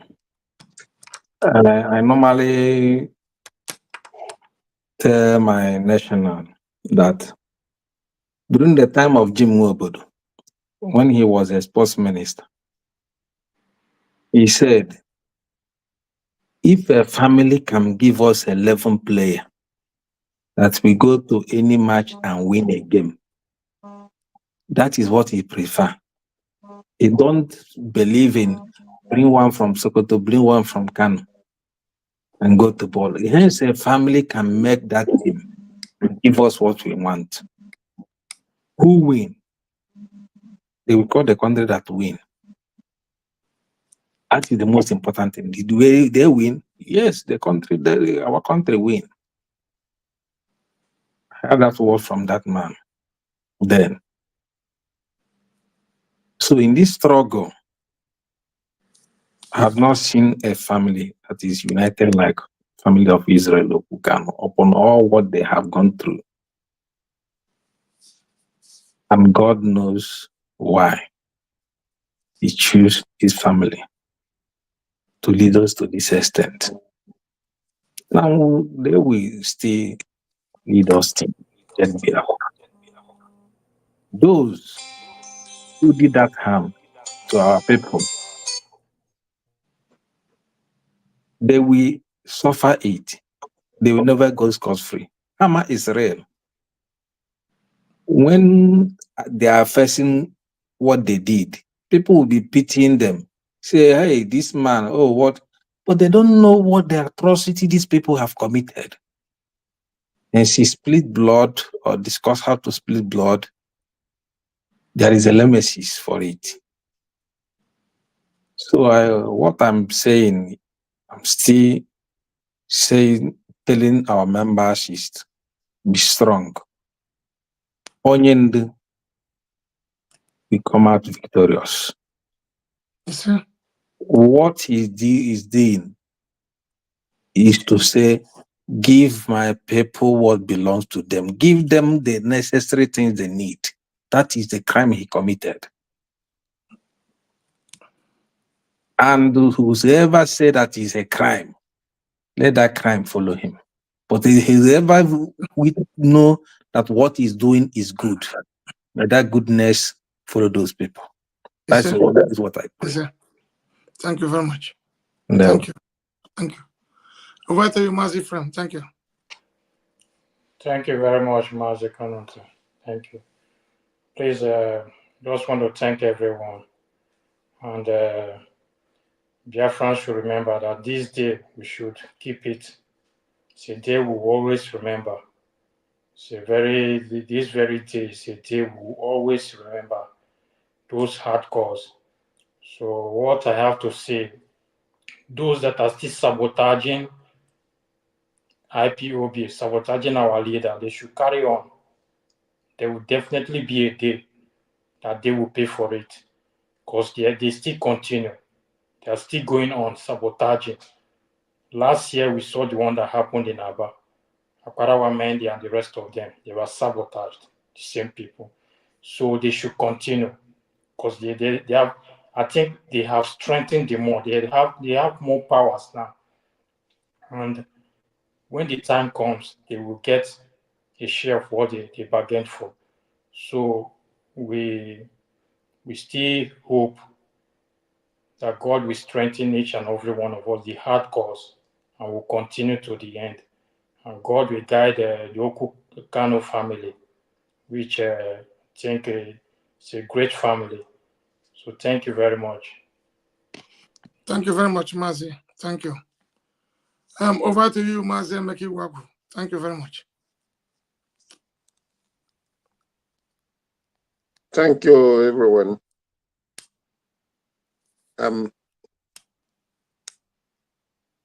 I must thank everyone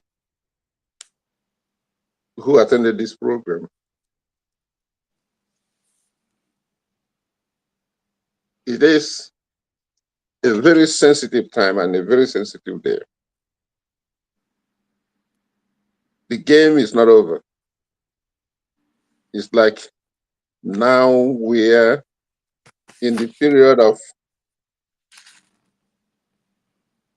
not knowing what to expect. But in a nutshell, it's still a chess game. But nonetheless, we know that it may look like it is stalling, but it's moving forward.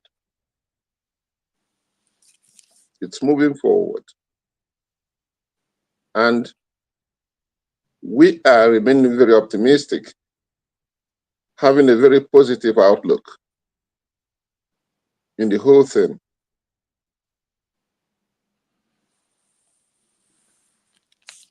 I say it again, it is very traumatizing to see that tape and believe that somebody came out of that bloodbath. But we must persevere, we must continue.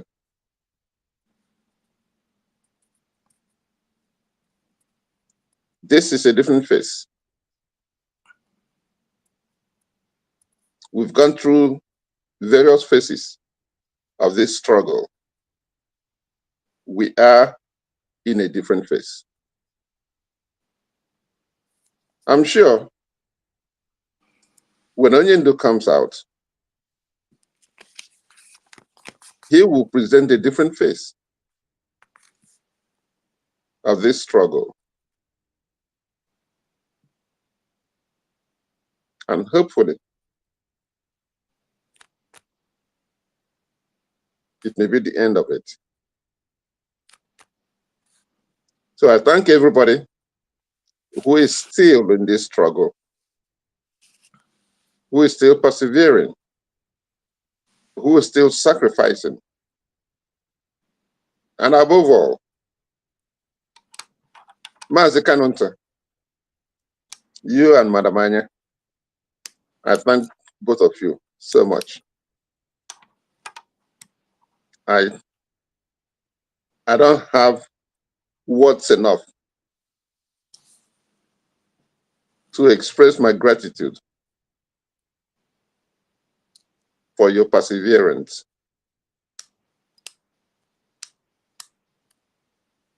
But the end will be different. Thank you so much. Thank you, sir. Thank you, sir. Madam Anya, thank you.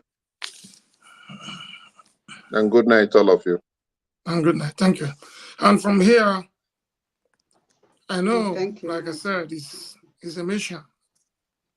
It's a task given to us to fulfill. And that is what every one of us is doing today. It's unfortunate that Mazzi is out, as a result of technical issues. And he asked me to bring this to a conclusion. That's why I didn't want to do, reminding me what I did 2009. I don't know. Many people never knew that I was broadcasting 2009 in Radio Biafra in London. People never knew. So this is what this is reminding me today. They're doing the same job. I thought I'd forgotten. But whichever way, it's a very sad day indeed for every one of us.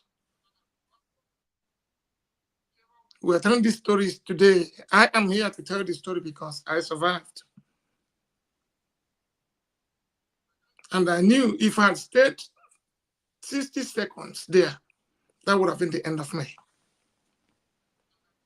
When these young security men are saying, go, go, go, I remember them. I've never forgotten. I still have contact with them to this day. These are real soldiers. These are real soldiers. And to those that took it as a duty to sabotage their brothers,